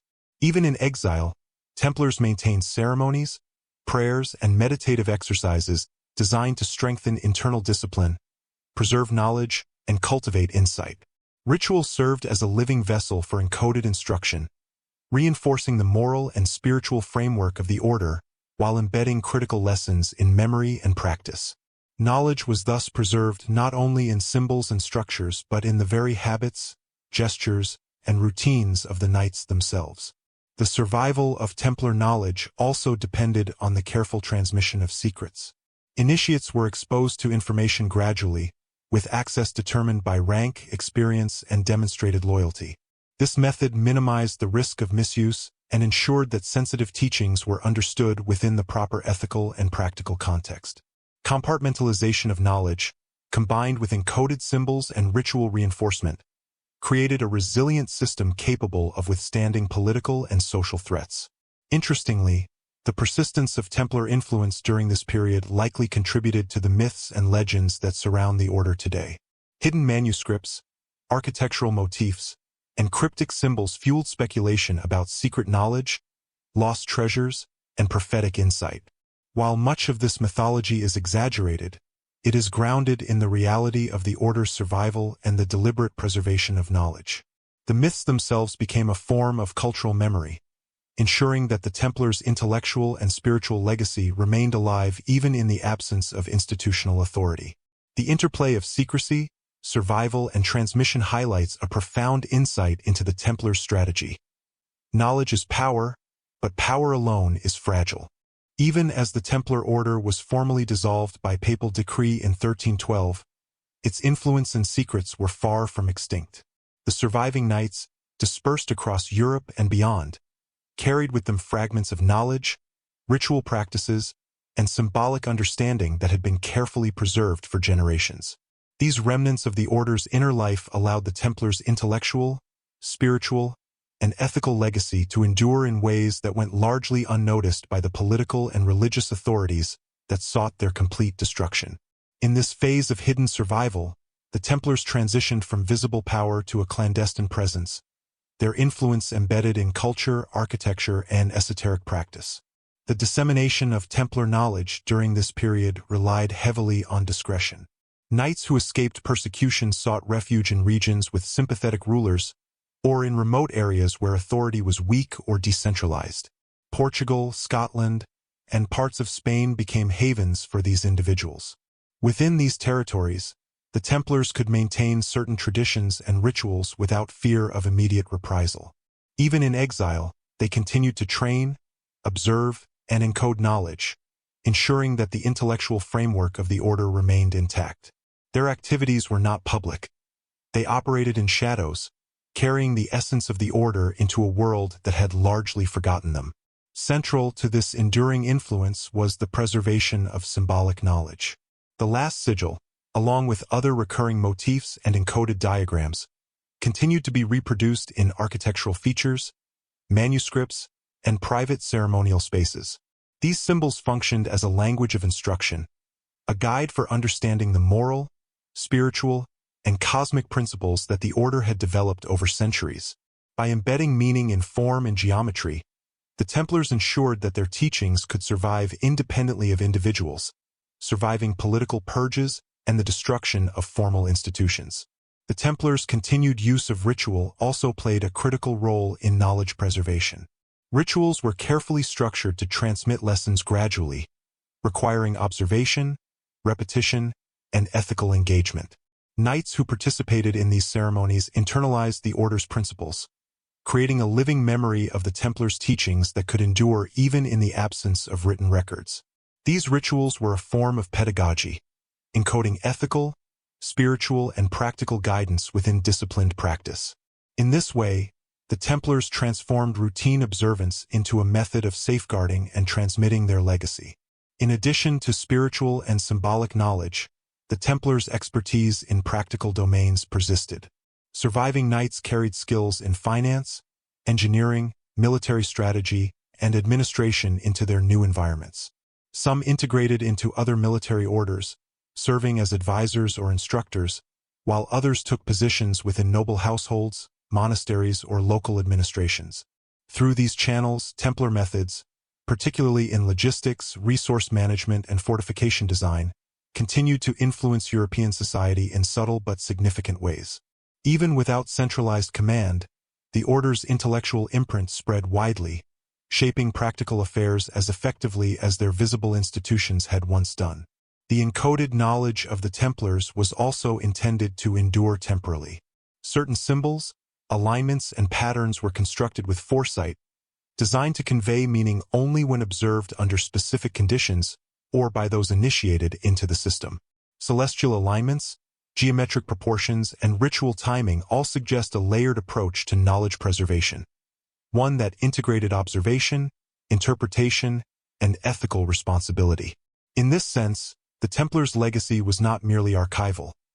It was a living system of understanding, designed to function over centuries, adaptable to context and accessible only to those capable of discerning its structure.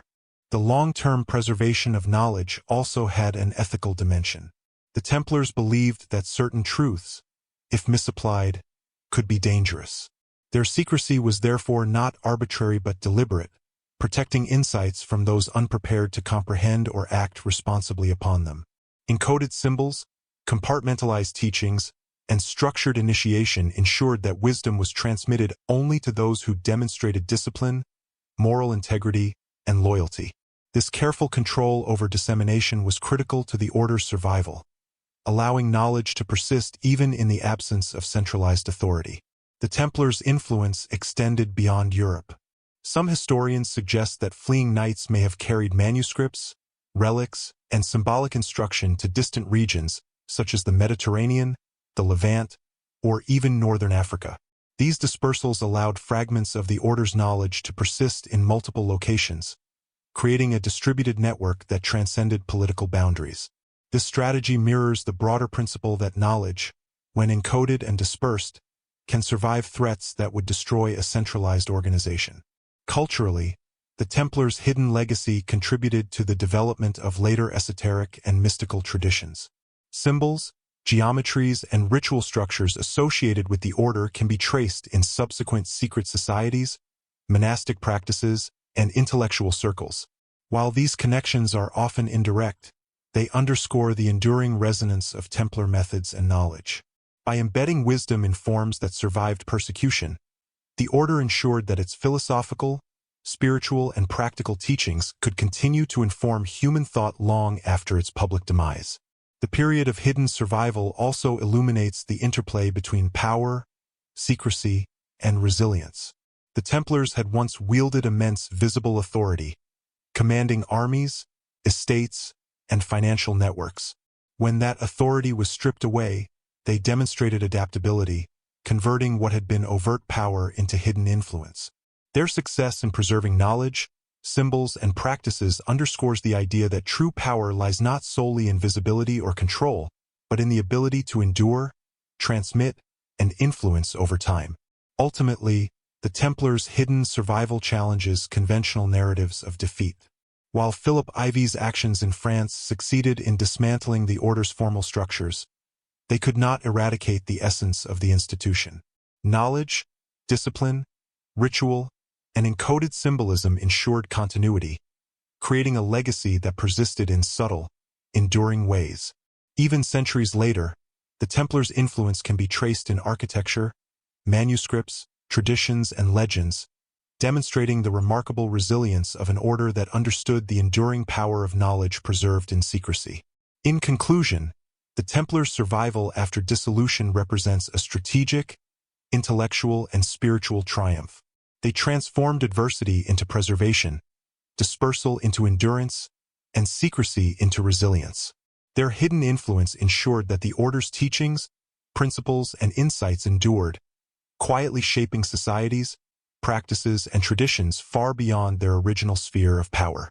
The legacy of the Templars during this period illustrates a profound lesson: that knowledge, when carefully encoded, disciplined, and transmitted, can outlast even the most determined efforts at suppression, leaving a trace of influence that endures across time and space. As the Templars continued their clandestine survival across Europe and beyond, the question of their ultimate purpose in preserving knowledge becomes central to understanding their enduring legacy. Unlike conventional military orders, the Templars operated on multiple planes simultaneously: political, spiritual, and intellectual. Even after their public dissolution, the dispersed knights maintained a vision that transcended temporal power, a commitment to safeguarding truths that were considered too potent, dangerous, or sacred to reveal openly. Their hidden mission reflects a sophisticated awareness of the fragility of institutions, the transience of human authority, and the enduring value of knowledge preserved in disciplined secrecy. The preservation of esoteric knowledge was not limited to symbols or architecture. It encompassed a moral and philosophical dimension that guided the knights' behavior, priorities, and interactions. These teachings emphasized ethical responsibility, discernment, and the careful application of power. The Templars understood that knowledge without ethical guidance could be destructive, and that secrecy was not merely a practical measure, but a moral imperative.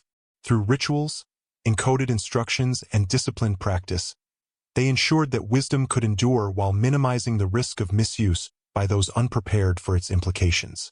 The dispersion of the Templars during this period facilitated the creation of a distributed network of influence. Surviving knights embedded themselves within local communities, monasteries, and even other military orders, carrying forward principles of governance, ethics, and esoteric understanding. In doing so, they acted as invisible custodians of a philosophical and spiritual framework that could survive the political upheavals of the time. Their influence was subtle yet profound, shaping intellectual, architectural, and spiritual currents long after the order ceased to exist publicly. The sigils, geometric patterns, and architectural alignments preserved by the dispersed Templars played a crucial role in this enduring legacy. These symbols functioned as repositories of knowledge, containing encoded instructions for initiates regarding moral conduct, ritual practice, and observation of cosmic patterns. By embedding knowledge in forms that required discernment and insight to interpret, the Templars created a system of continuity that could survive even in the absence of formal structures. In effect, the order's teachings were immortalized in stone, manuscript, and symbol, waiting for those capable of unlocking their meaning. A central component of this hidden legacy was the notion of prophecy, not in the conventional sense of predicting specific events, but as a system of encoded guidance for interpreting patterns in human behavior, history, and the natural world. The sigils and symbolic networks preserved by the Templars contained layers of meaning that could be deciphered by those trained in observation, meditation, and ethical reflection. In this way, the order ensured that future generations could access insights into the balance between knowledge, power, and responsibility, even when the political and social contexts had shifted dramatically. The Templars' commitment to secrecy also underscores their understanding of the vulnerabilities inherent in power. Their previous visibility, control over estates, fortresses, and financial networks, had made them targets for envy, political maneuvering, and persecution. The dissolution of the order in France demonstrated the consequences of centralized authority unshielded by discretion.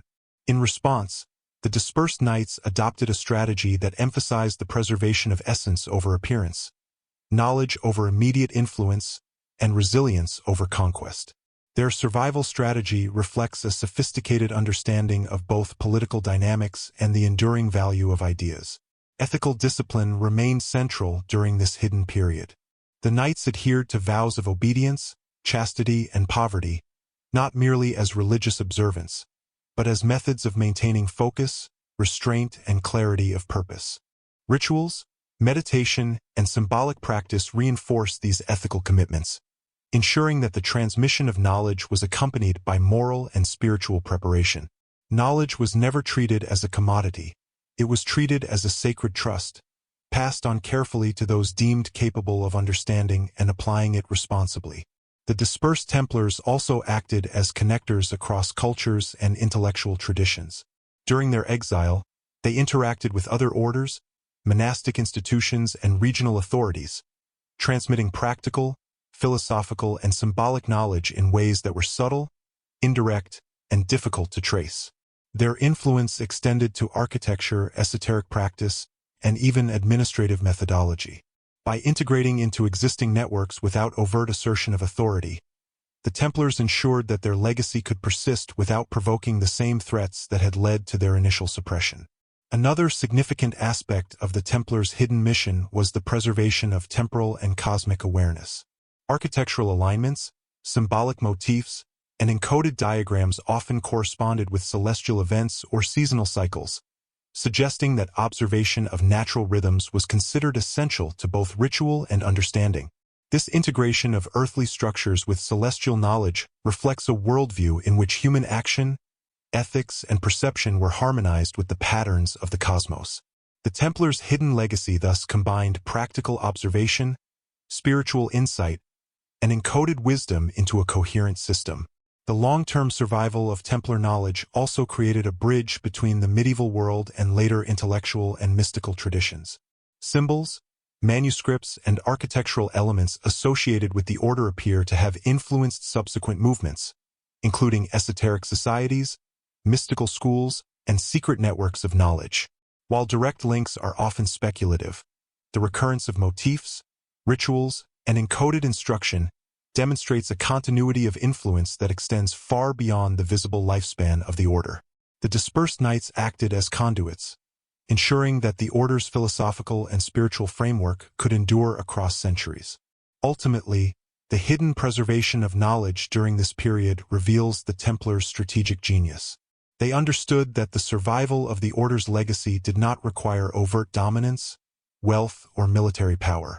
Instead, it relied on discretion, encoded instruction, ethical rigor, and disciplined transmission.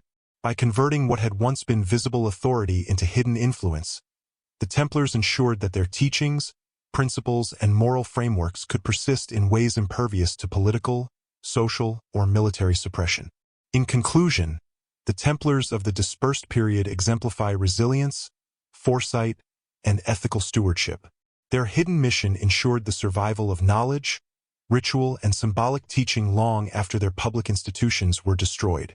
They created a legacy that transcended immediate power, embedding guidance, insight, and ethical instruction into symbols, architecture, and practice. Even centuries later, traces of this hidden influence continue to inspire inquiry, speculation, and study, demonstrating that the true strength of the order lay not in wealth or military might, but in the preservation of wisdom, the discipline of secrecy, and the careful guardianship of knowledge capable of enduring across time.